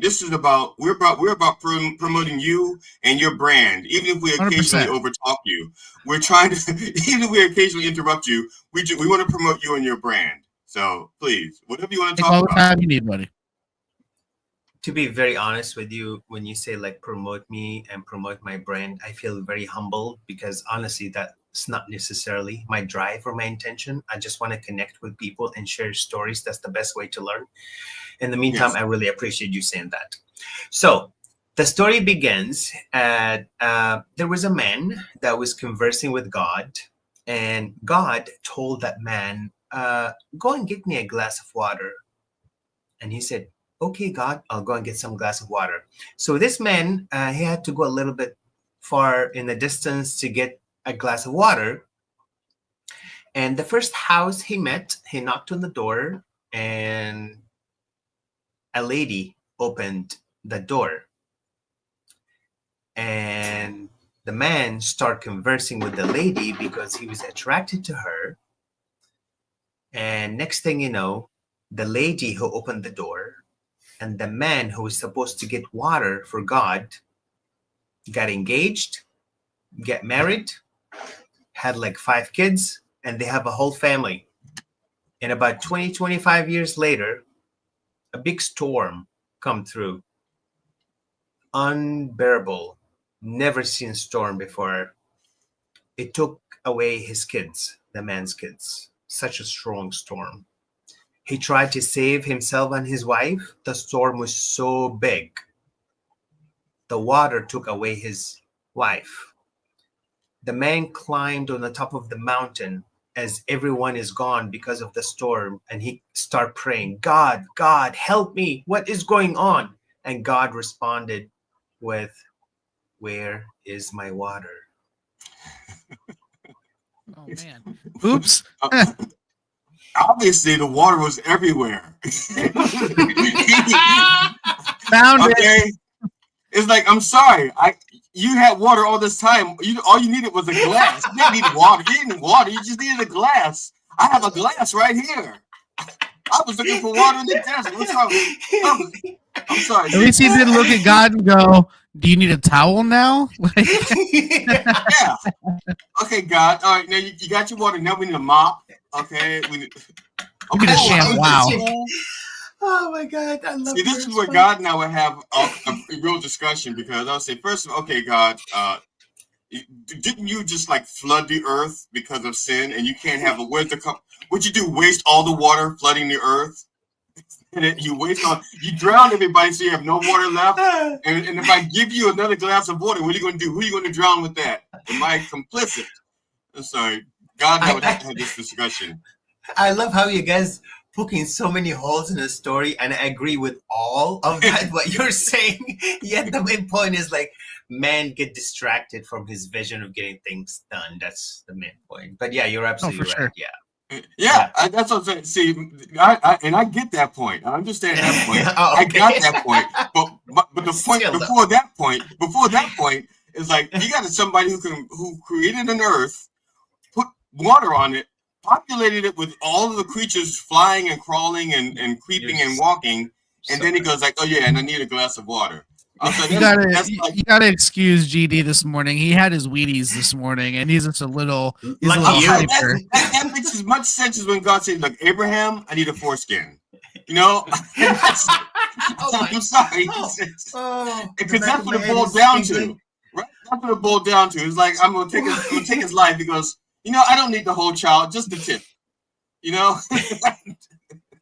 I'm sorry. Good luck putting this podcast on my website. Actually, I will. It doesn't matter to me. Whoever cannot align with our humor, well, next, I guess. I had a bit in my years ago when I first started doing comedy. I used to love it so much. It was called "Is God Laughing?" Oh, I love that. And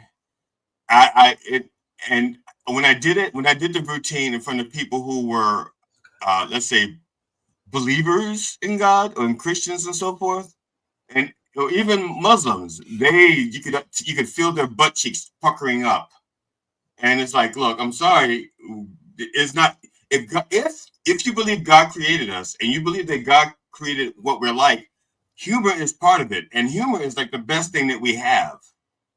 I think as far as getting along as a people, as nations, the best things we have are music and humor.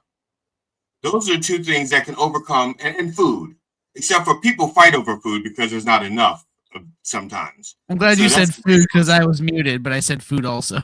But the reason why food doesn't come first in my mind is because food is also a resource like water, and people will fight over that and kill over that to control it. But humor and music, that's something that comes from within. Okay, and that's an unlimited supply. There is no end to the humor. There is no end to the music. And that's the one thing that can unite us all. And so when I have a bit called "Is God Laughing?" and people are taking offense to it because they think God isn't strong enough to take a joke, they've got the wrong God. They need a tougher God. Ooh, I like that. You know what? I agree with you like so much. And did you want to say something, Stephen, before I speak? No. Oh, no, the walk of talk for topic. Oh, Stephen. Oh, yeah. For me personally, in my own life, from my experiences and what I've seen and learned so far, I have the greatest proof for my own life that God, or goddess, if you want to call it, is so funny and the whole experience is hilarious. Mm-hmm. What is my proof? That we are born, whatever we do, whatever we create, at the end, it's all taken away. That must be a joke. That must be a joke. Like, hey, I'm going to give you a chance to do whatever you want. Create miracles, amazing things, tall buildings, family, kids, wealth, generation, create a country, flag, anything. But when the day comes, I'm going to take it all away from you and you be dust. That's a fucking joke. Forgive my French. It is. It really is. It's like I mean, if you really get down to brass tacks, no matter what you do in your life, once it's done, that's it. It's game over. There's no, I mean, even if there's an afterlife, whatever you did, like, even if there is an afterlife, it doesn't matter. Everything you have here stays here. That's it. Like, yeah, you lose it all. That's, man, I'm going to bed. Now apply that to people who are miserable trying to, like Elon Musk. He's, with all the wealth he has, he's a miserable person. You can look at him and tell he's a miserable person. Donald Trump, he's a miserable person. Okay, as he's a miserable person. You can tell these people who are trying to get so much to compensate for what's lacking in their soul and in their lives. And the one thing, and all the things that they're fighting to get, they can't take with them. There is, and they're not finding peace in this life, because if they had, they wouldn't be screwing things up for so many other people. Well, Elon Musk looked really, really happy when he was doing the Nazi salute. Just saying. No, he didn't. He looked mugging. He was like performance. It was like performance art.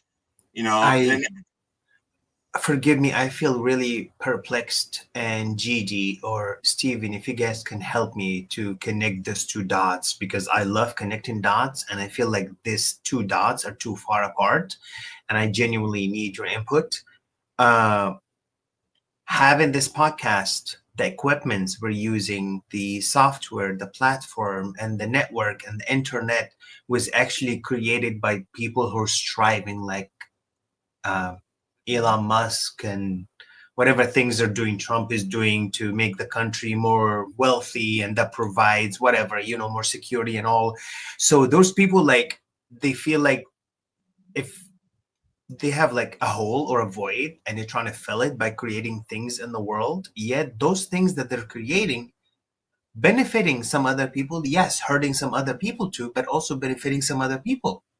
So it makes me wonder, yes, a lot of people who are striving to get things done and accomplish and be rich, and they have something is missing, yet the things they're creating is actually benefiting some other people and hurting other people.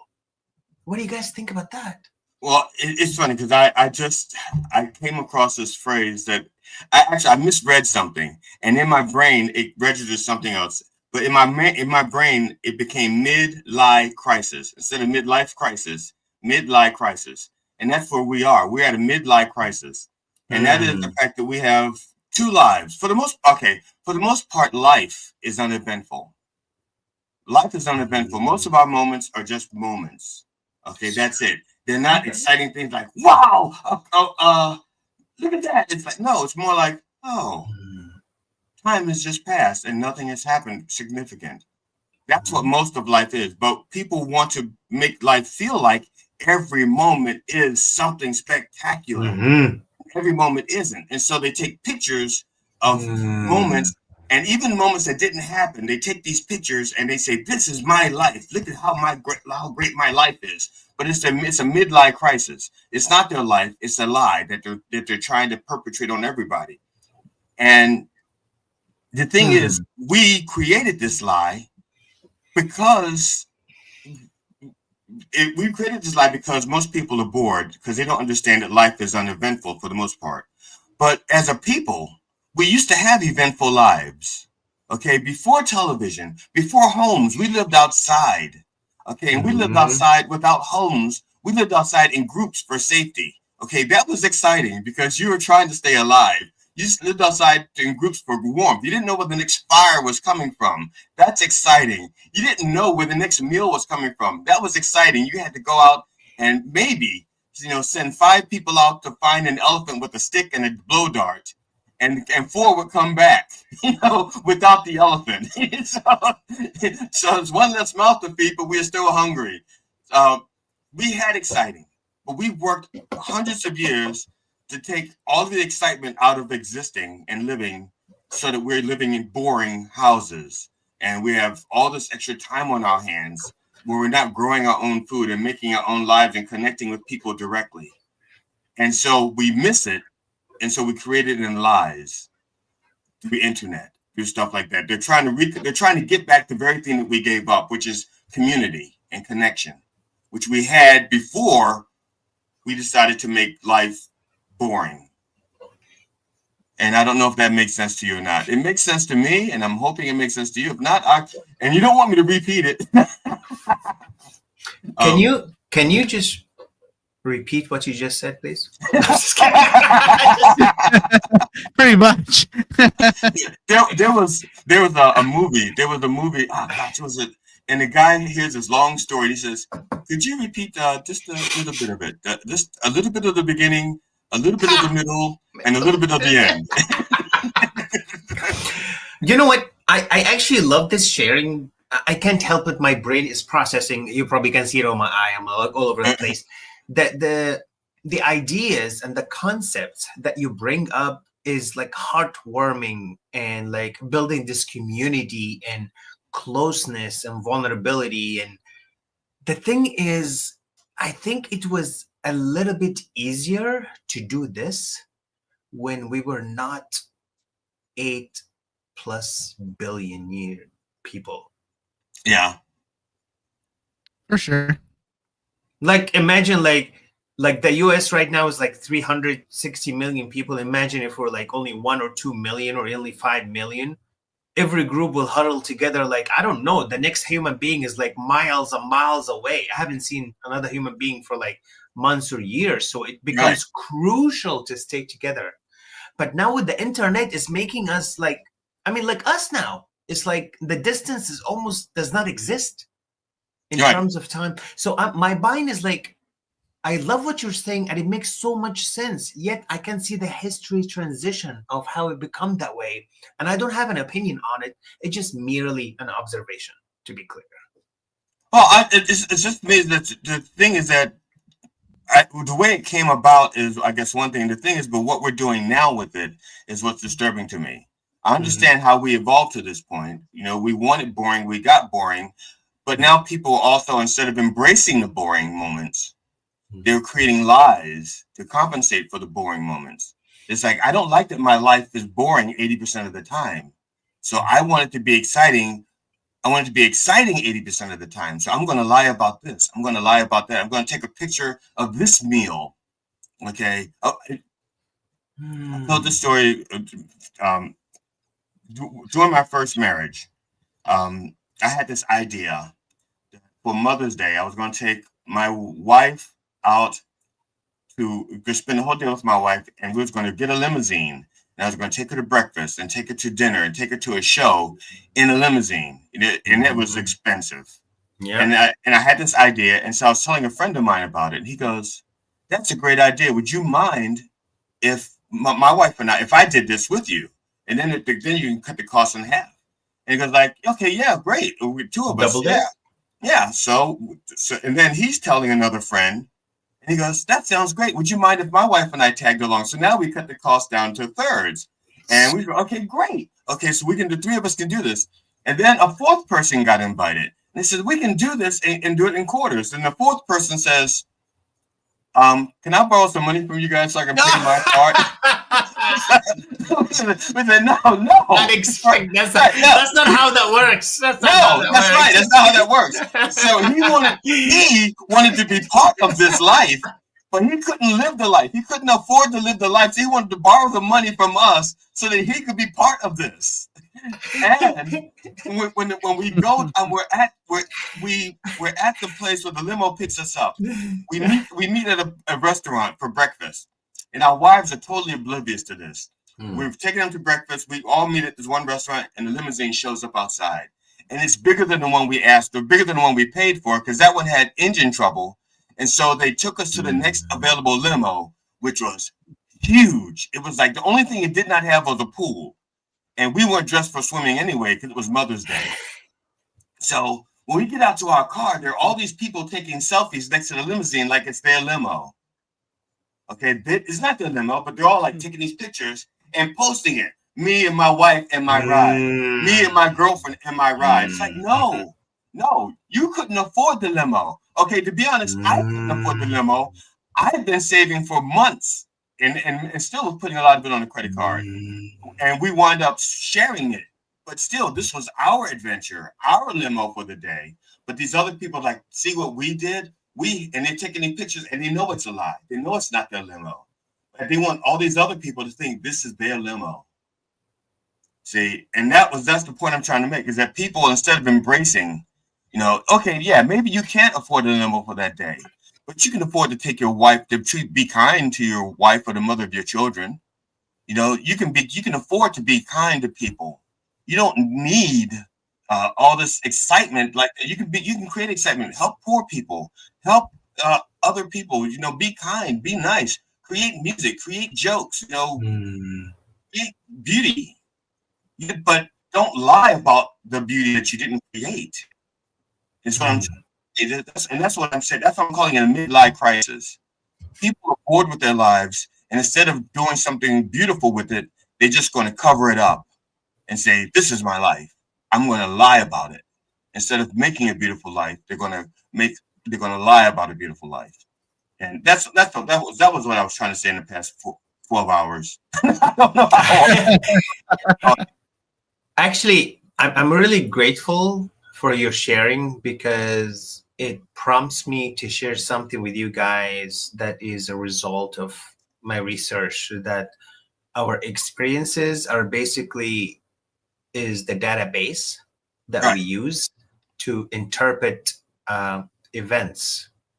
So if you were to share this experience, what you just shared, with someone who did not know, when you talk about like taking pictures and posting is just like an image, is a compensation kind of thing. If you tell that to an 18 or 20-year-old, they might be like, what are you talking about? That is norm.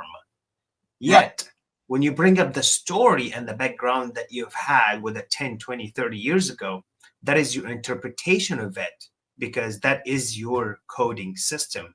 They have a younger coding system that they don't have the experience or the knowledge to be able to fully comprehend what you're talking about until you tell them the full story. Right. Yeah. Does that make sense? Yeah. Yes, it does. And we that's why we just see things based on what we know. If I don't know, I can see it better than I can see it the same way you do, because I only know what I know. Teach me more and I'll be able to see more, that kind of thing. But that's the other thing. A lot of people, and this is the fun, because you're in communications, and this is what happens. Like every generation starts to create their own lingo. Okay, and part of that is so you know who's part of your lingo, who's part of your tribe. It's like, and I was joking, I was seriously joking. Steven was talking about GTA. There's a game called Grand Theft Auto. Oh, but the people who are in that world say GTA. Yes, I'm sure that someplace else, GTA is like a Gran Torino automatic. Grand Theft Auto, but GTA someplace else. GTA means okay, something else. Boomer, we get it. Go on. Yeah. But what I'm saying is, and they're isolating these things from each other, and we're making it difficult for us to communicate. We're making it, and when we need to actually be able to communicate more. No cap, that's skibbity, man. I don't know what that means, honestly. I don't know what that means. I apologize if I offended. I don't know what that means. There's new lingo that even I don't know now. So, Steven, don't worry, you're being res. You're good. I was at a family reunion, and there were a bunch of kids that were like in their teens. Now my nephew is between myself and the teens. He's like a bridge. So he speaks both languages. He speaks he speaks modern English, and he speaks colloquial English. So these kids were talking, and I have no idea what they're talking about, because they're talking in code, and I don't know how to react to what they're saying. I don't know if it's good news or bad news. And my nephew would say things like, "Man, that's dope," and I would just do this, "Man, that's dope." I would just repeat, and whatever intonation my nephew had and whatever words he used, I would just parrot that. And so if my nephew would go like, "Man, that's badass," I'd go, "Yeah, man, that's badass." Whatever he did, I did, and I have no idea what they're talking about, and we're not communicating. But they think I get them, but I don't get them, and they're creating this bridge. And the same thing, I talk, I guess, like a biblical scholar, since I like to use parables and stories, because parables and stories almost anybody can understand. Parables? Where do you get a single bowl? Well, that's just it. You can get if they're 2 for 1. BOGO, buy one get one free. So you really can't get a bowl by itself. They come in pairs. Since you're being Matt, I figured I'd be GD with the dumb jokes. So see, but then I would be GD with the dumb answer to the dumb joke. I really, Gigi, you said something very interesting that I feel I have strong urge to share the following, especially with awareness. I do actually have another podcast in like 10 minutes. Podcast. You said, you made the phrase, which obviously I'm commenting on it now, where you said I was not communicating with him, which basically you said you were not like asking, you were not like talking or asking specifically. I want to comment on that and tell you that one of the biggest discoveries, again, from my research, that not communicating, I'm going to have to say this slowly and repeat it again because it's actually pretty big. Not communicating is actually not an option. Not communicating actually does not exist. Not talking, not listening, not speaking, not understanding, that's a different story. Right, Why? yes. I'm going to share with you my own coined definition of what communication is, which is something that I'm sharing around the world, literally. Communication is a non-stop, voluntary, and involuntary process of exchanging information, energy, and vibration. Both of you guys with me right now, you're just sitting with me, you're listening, you're nodding your head, you're communicating with me, yet you have not said one word. Communication, I think you get exactly what I'm trying to say. Thank you for listening. Yeah, and you're correct. It's funny because I'm aware of that. I'm aware of that definition, and I agree with that definition. And sometimes I misspeak because I get intellectually lazy. I think honestly, it just FYI, I don't think this was like to either of you. I'm just sharing for actually listeners. I feel like both of you actually have those things down. Just to be clear, hundreds or thousands of people, one of them might hear this and go like, "Oh, that's interesting. Let me reflect on it." So yeah, and also deliberately, and I know I picked the word communication on purpose because you are a social communications expert, and I'm trying to, even though I'm rambling on, I'm trying to bring this back to you, which is what you know, communications expert in my own rambling way. Make it about you, even though I'm talking about me. Now, since you yes, go ahead, Steven. Go ahead. No, So please, I was just gonna say, since you said you only have a few minutes before you have to take off, right? Thank you for understanding. Thank you. Yeah. Where can we find you? Where can we follow you? Where can we hear your message? Where can we find your books? So I have an amazing marketing team. I really have to share this because I'm very blessed. Amazing marketing team that is helping me to build the website, the online marketing, posting, designs. So my website is www.mariowisa.com, which is MARIOWISSA.com. You can always contact me there. I have my email address there. There's a contact form. You can also book a 30-minute consultation 101, zero charge. For the next couple of years, I'm doing everything basically free. And I'll keep it simple as that. My email is contactme@mariowisa.com. Yes. Very cool. And we do have that website. We do have that going across the bottom here for the viewers and the listeners. You heard them, so check them out. And I'm sure we'll also have this in the description below as well. So, what would be one interesting question that we can like dive in for the next 3 minutes before I take off? Because this is really, really engaging. I really wish I had more time to continue this. I feel kind of bad. Well, you can always come back. You can always come back, especially when your third book is out. Well, when is your third book due? Well, so the third book is actually out and is being translated right now to Egyptian Arabic. That takes time. It actually takes a few months. The book design, the cover is all simple, but translating to a different language, that will take some time. For the listener, which is my third book, to be available in the US, that would be around June, July 2025. Keep it simple. Okay. Yeah. When you first write your books, apparently you write them in English and then you translate it. So are there concepts that are more difficult to explain in Arabic and Arabic than in English, or is it simpler because of the language difference? Because English is a rough language. English is a difficult language to manipulate, to understand. I love that you bring this up because when I came and I moved to the US 25 years ago, my main goal was to actually learn to speak English. So I went to 3 different colleges and I've been studying for a long time. And I find it easier for me to express my thoughts in English than in Arabic, which is something I grew up with. Hence, I hire translators. I do not translate my own books. That would take years to translate.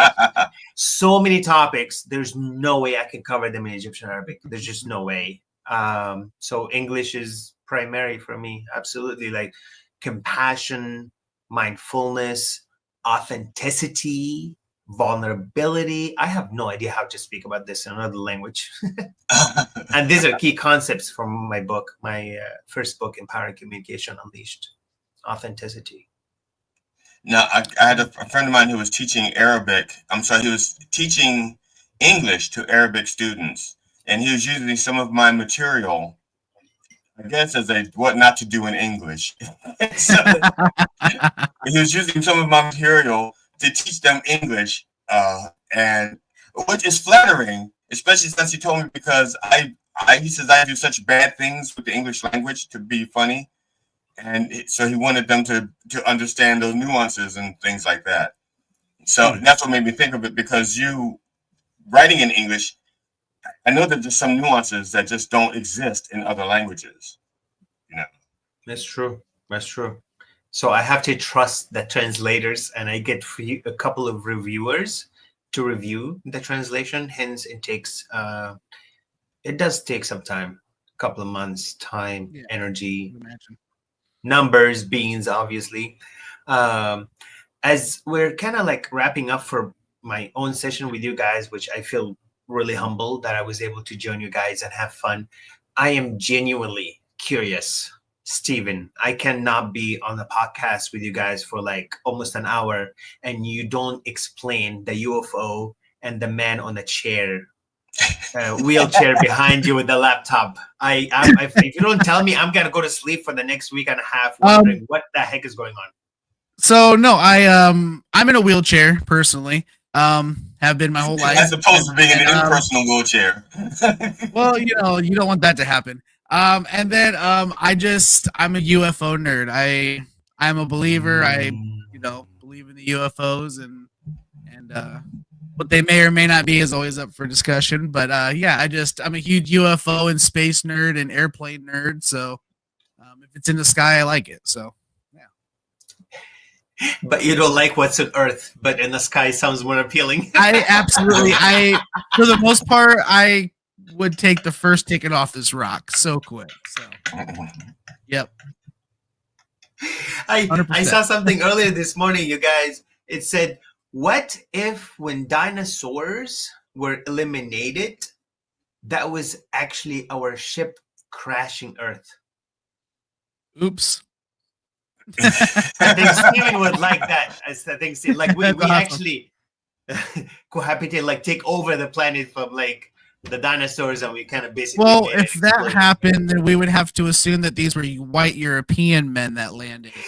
There was no Europe at the time, but I get the point. No, but I'm just saying, the conquest and the wiping out of a species, it's very much a white guy's sport, so. So they crashed and went, dude, look what we did, dude. Dude, far out.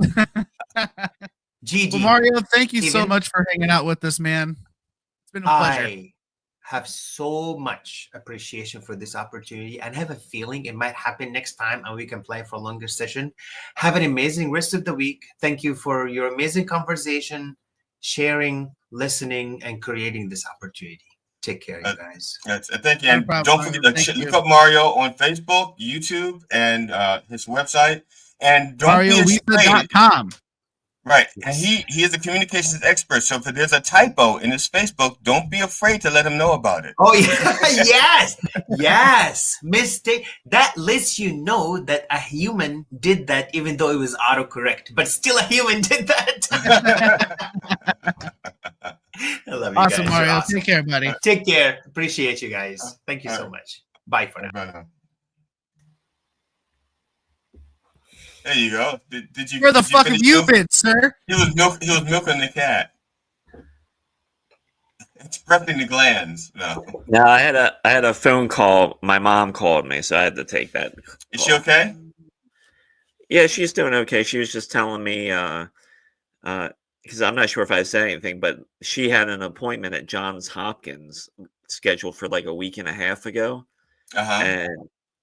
and she had been waiting like almost 3 years for that appointment. That's how long the fucking wait list is. Wow. And her and my dad showed up that day, and the fucking doctor called off. He was sick. Oh, and yeah, and so they apologize, and my mom, she was kind of devastated by that because she had been waiting so long, and the doctor's like, yeah, I'm sick today. So they didn't have like another doctor that could do that. I mean, it's Johns Hopkins. They got to have more than one doctor. I guess not for. I guess he's probably like the special of all specialists in that field. So So she goes back Monday. They squeezed her back in because it was their fault to begin with. So because they're always so quick, if you show up fucking 10 to 15 minutes late, they're like, "Oh, we can't do your appointment." But the doctor Oh yeah, doesn't show up. They're like, "Yeah, you'll be good." dude, that's been the story of my fucking life. How many times I've made it to an appointment, fucking shitty weather, or had to find a ride, and I get there, and the doc's just not there. But then if I call them like, "Hey, sorry, my ride fell through," they're like, "Oh, well, if this happens 2 more times, we'll never see you again." I'm like, "What the fuck?" All right. Now, Ron, did your mother call you on purpose? Because I know she shakes, and was she trying to call somebody else? And No, that's she how called me on purpose. Oh, okay. What? Son of a What? bitch. I'm What an asking- asshole. Oh, I'm the asshole because I ask a logical question. Yeah. So she Ugh. I don't know what's gonna happen with it, but this is like her her, this is her biggest hope is that they can do something for her. So she's got a lot riding on it, and who knows if they can even do anything for her. So it's tough.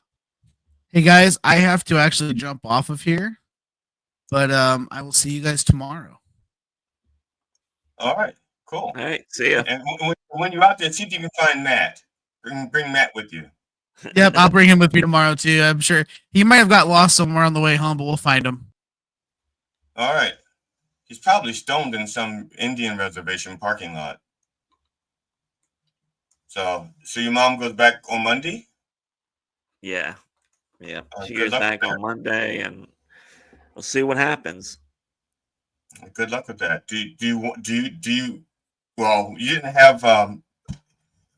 I know you multitask. So while you were talking to your mom, did you do showbiz news? No, because like my mom was also like my grandmother. She is like in hospice, and so she was in the hospital at one point, and they moved her to like this, hospital. It's called like Autumn something or whatever, and they moved her to this place. And as you know, like when you go into something like that, it's not cheap. It's not fucking cheap at all. Right. And yeah, like my dad had to get her out of there, and they moved her back home because they were like so piss poor. Like the one night for dinner, her dinner was a peanut butter jelly sandwich and a fruit cup. That sounds like they're trying to. Sounds like it wasn't a hospital. So it's like inhospitable. It's like they're trying to stop her. Yeah, exactly. And it's like you're paying all this money. Give me a fucking decent meal, for God's sakes, instead of like, open up the Smucker's, snack peanut butter and jelly in a fruit cup. Ooh, Give us some Nutella, damn it! Splurge for the Nutella. Don't be just peanut butter. Yeah, it's it's just really I think it's really just a good indicator on like how as people we take care of other people like shit, whether it be kids, because you get it, the kids get it because they get stuck with shitty adults. Yeah. And then you get it again when it comes back around if you're elderly and put in, or like dying and you're put in one of these places. Is like no one really gives a fuck, it seems like. Yeah. Because I've since I've been looking for a job, and sometimes I'll see those jobs pop up for like in-home care and shit, and they pay those people not a lot of money, most of them. Like Yeah, some of them, like 13, 14 bucks an hour, and it's like, really, you're gonna pay someone that? It's kind of disgusting, actually. Yeah, it's like it's the things that it's. I think that's in politics. They say, show us how they spend their money, and we'll tell you their priorities. It's like, yeah, we don't care much about other people because the people who take care of our people get paid the least. But people who sit behind desk as a CEO, they get paid hundreds of millions of dollars, and they're not. Most of them aren't saving any lives or making anybody's life better. Yeah. So how are you feeling about this fucking DEI bullshit and canceling programs and not being able to teach about the Tuscany Airmen in the fucking military? I'm see. This is how should I put it? It's not surprising because again, we know a lot of this is distraction. You know, I mean, but he's also trying to tear apart our culture, the country. You know, like a strand at a time. It's like he's pulling at threads just to get, just to do shit and say shit because he's got no plans for the economy. Yeah, okay. Let's pretend that DEI really was a problem. Affording food is more important. You know, affording gas is more important. Affording rent is more important. He's not doing anything about that shit. He has no plans about any of that shit. So yeah, he wants to distract us with DEI, and yes, it's important. You know, but they're also avoiding the conversation as to why we had DEI in the first place.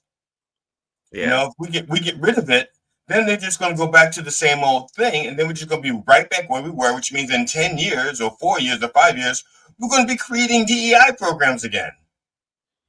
And yeah, especially because white people will be the minority and they'll want DEI programs. Man, the irony is the ironing is delicious, as Homer Simpson would say. And especially in basketball. Okay, basketball. It started off being a white person sport, but once the black people took over, if you were a white guy, it became a DEI hire. It's like, look at that white point guard. You had they're going to bring DEI back. It's going to come back. Right now it's just a distraction. Well, And I'm not saying. Go ahead. I have seen this happen in real time in our school district, and let me explain quickly. So when I first moved into this area, the school did not have a football program. No junior high, no high school football, and no, like mom and pop, or whether it's a Pop Warner football. So probably like a few years after we moved in, they finally started football, and that's when my oldest, he was like 8 or 9 at the time, and he wanted to play football, and they recently started it up, and so he got to play. And in the beginning, it was mainly all white kids on the football team. But then as the program grew and it moved into junior high, then when they were finally able to start the high school football, which started like 3 to 4 years after like the Pop Warner stuff started, because you needed kids that was able to play football. Right. And so that started, and once again, that team started out really white. I think there may have been like one black kid on the team at the time. But now, fast forward to now, the high school program's been running several years and things like that. Let's just say the team has had an influx of black players, and that is not by accident. That is design. And whether it's like locally, like trying to recruit other families, or the black people just looking at an opportunity and saying we should move to this school district and put our kids there, especially if they play sports and they're really good at it. Right. Why not? And so because of that, the team is very diverse now. I mean, in the NFL, they don't realize that like being a white quarterback is a DEI position, because it's not like it's and same with coaching. It's not that there aren't black people who can coach, and same with women. There are women that can coach. As a matter of fact, I believe that women should be head coaches, because for the most part, when football starts in Little League, it's the women that are like getting it together. It's the women that are like helping the kids with their playbooks, getting them to the games, and especially in single homes, A boy will die for his mother. We will just put up a fight for our fathers, but we will give our lives for our moms. So if you have a female coach who's the mother figure of that team, those kids will go out there and they will die to protect their mom. You know what I'm saying? It's just like, I mean, you're saying, like, if somebody talked about my father, it's like, yeah, tell my father to his face. You so bad, you tell my father. It's like, you talk about my mother, no, I'm going to kill you. Until I got my ass beaten, and my mother says, "Why you got these black eyes?" Because some kid was talking about you, and I defended you. My mother goes, "You obviously can't defend me. Stop. Let me defend myself." But and really, and even in NFL football, like having a black quarterback is still somewhat new. Yeah. It's still somewhat new. I mean, I'm not no historian. I'm not no historian of football, but like back in the day, it was mainly all whites, and you had occasional. I mean, there were a few black quarterbacks here and there, like Warren Moon, Randall Cunningham, that Michael Vick at one point. But yeah, it was still a rarity to have They were almost shocked, like, what, a black guy can do this? Terry Bradshaw from the Steelers, who won 4 Super Bowls with the Steelers. He was the backup to a guy named Gilliam, a black quarterback named Gilliam. I can't remember his first name. Gilliam. And they did not want Gilliam. The upper brass people did not want Gilliam to be the face of the team. And that's how Terry Bradshaw got the job. And Terry Bradshaw said he felt awful because Gilliam was like a much better quarterback. And like in the beginning, Terry Bradshaw was like still friends with Gilliam because he felt like he got done so wrong.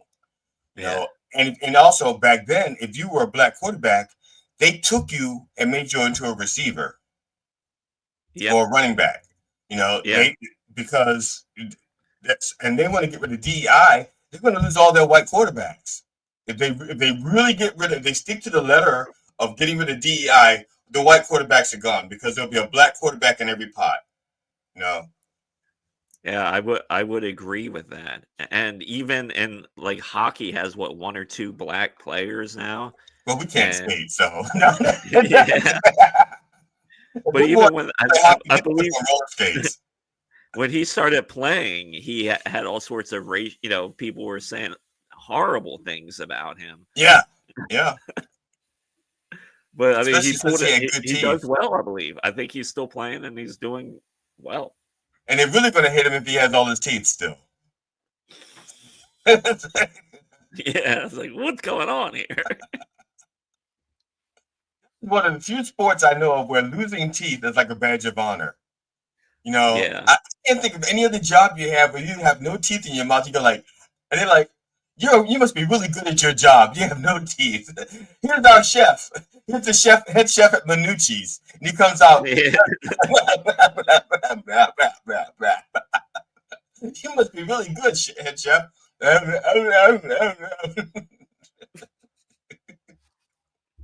Yeah, at this point, I'm just waiting for the economy to crash. Well, I can't afford for it to crash. I honestly can't. I don't think anyone can, but it just doesn't seem like it's going to go good, especially what we've seen and the craziness that you're seeing with just trying to put like, it just blows my mind is that you have like these old racists and these new racists thinking like this is going to stop everything. It's like you can't stop people. I mean, they want to try and stop people from fucking, but yeah, you can't stop people from fucking, and people fuck one another, black and white. So, and here's the other thing: some of the biggest racists are fucking minorities. As not fucking like they are minorities, but they're like having coitus with minorities. I'm trying to think of the senator from. God, what was it? He was it not a bird? I'm just going to kick me in the ass. But he was like against civil rights. He was against black people, and yet he was fucking a black woman and had a black child. The whole time he's going, black people are bad. Black people don't deserve rights, and he's got a black mistress and a kid with her. So I don't know. How do they? My wife, my white wife, says, how do they square that circle? How do they do that? 'Cause I don't know. They're just fucking hypocrites. Well, yeah, I mean, it's always been fucking weird. Thurman. People I'm sorry, like, Strom Thurmond. I just want to say it while I got it in my okay, head. yeah, Strom Thurmond. yeah, yeah. I mean, you got the whole thing with Peter Thiel where he's gay, but he wants everything anti-gay, and I'm sure he's reaming out JD Vance every day. I'm just straight up. It's just grunting and groaning from that office. Like, take it. But you're not gay. You're compromising. This is a negotiation. Yeah, but yeah, it's kind of just blows my mind considering how. I mean, I know we are a very racist country, but it just seems so ridiculous that we're trying to move backwards at this point, and people are somewhat willing. But I've been seeing a lot of stuff too already within the first week where people backlashing already against Rogan and stuff. But some of it seems so dumb because it's like you knew this was going to fucking happen, and now you're surprised. And now you're surprised. Yeah, that's the thing that really pisses me off because people knew. People was it that Trump said this? Of course, it's not his saying. He stole it. It's a parable or a fable. But basically, Trump says, "You knew I was a snake before you let me in." They knew that. And I don't understand. It's like burning down your own house because you don't like your neighbor. So fucking stupid. Yeah, I wonder if like this is this like part of the plan to let him go fucking crazy and do all this shit. Then at one point, like you try and make JD Vance the voice of reason and try and get him out, and Vance is even worse because that guy has no backbone and he's been bought several times over. But he is smoother somewhat, and he plays better with the billionaires. Trump is in competition with them. Trump is in competition. I don't know though. I mean, there has to be political damage. I mean, if they let him go that route where it's complete shittiness, that shittiness does rub off on your VP. Yes. And probably in a worse way. Like because he's got no backbone, so I could see it being a lot worse for him. Yeah. Well, look at Pence. Pence couldn't run. When Pence tried to run, he couldn't run. No, well, I mean, he could run, but nobody was going to vote for him. And the same with JD Vance. If he makes it through this term unscathed, he's not going to be able to run. Yeah. So hopefully, even though I hate the fact that we have parties, if we're going to have a two-party system, hopefully the Democrats will put up somebody who can really clean some fucking clocks and get some votes. Maybe one day. All right. Yeah. Should we end this thing now and crash it? I don't really have a problem with crashing it. I don't. I'm singing and dancing because I'm looking for the outro music. There it is. Turn on your radio. So. Yep. All right, everybody. Thank you for listening, and we'll be back tomorrow. We got Lana coming on the show tomorrow, right? Yes, Lana, and she's going to be talking about her comedy special that she shot for Dry Bar Comedy. Okay. Something that I don't know if Ron could do, but I know I could never do it. I don't think I could ever do a Dry Bar Comedy thing. I don't know what clean is. Yeah, you can. I remember her saying like the rules to do that are very strict. Like you can't talk about anything sexual. I mean, obviously no swear words and nothing graphic. So, that would be tough. And even innuendos, because there are some things that are just totally clean, but it's suggestive. It's like, I can't even do that. So what the fuck do I talk about? Sesame Street? I can't because of Ernie and Bert. They're fucking. So Yeah, I think I don't know. I guess you really got to be into like clean comedy. You have to be good at your craft. I have to give her that. Because I think she's funny, and to do that, I think you have to be good at your craft. I don't know that I could do it. And I take that back. It's not. I don't know if I'd want to do it. I guess is what I'm trying to say. I don't think I'd want my stuff watered down that much. I don't know. What about you? Yeah, I don't. Maybe, but I don't know. I think part of the fun. Sometimes it's fun to be dirty, but then too, I like to be like clean. Like I have done clean sets, but like doing a 30-minute clean, I just don't know if that even appeals to me. But I've done clean sets, and I do them. It's like clean and dark jokes, and those are fun. They are kind of fun, but yeah, doing it for an extended set, I don't know if I could do it or even want to tackle it. I did, because I occasionally do private parties, and I could be hired for private parties, but that's beside the point. And so I've done like an hour of clean comedy, but even then the audience was yelling dirty stuff.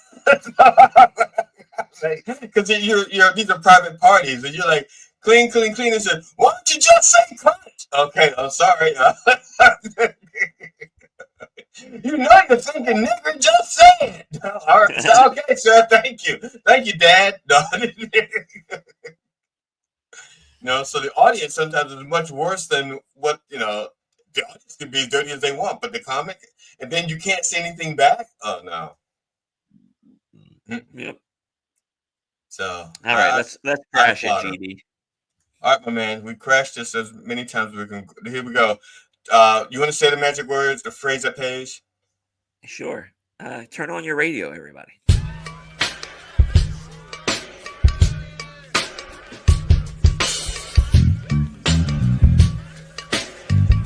Finish inside me.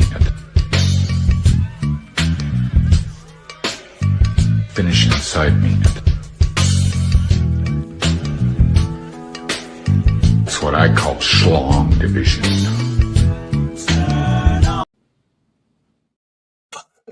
I didn't mean to do that. What'd you do?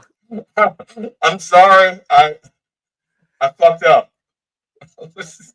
I'm trying to find it to put it back. I apologize. I did not mean to do that. I'm coming for you!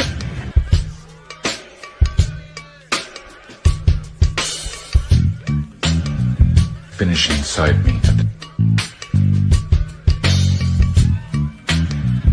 Finish inside me. His hands were soft and supple.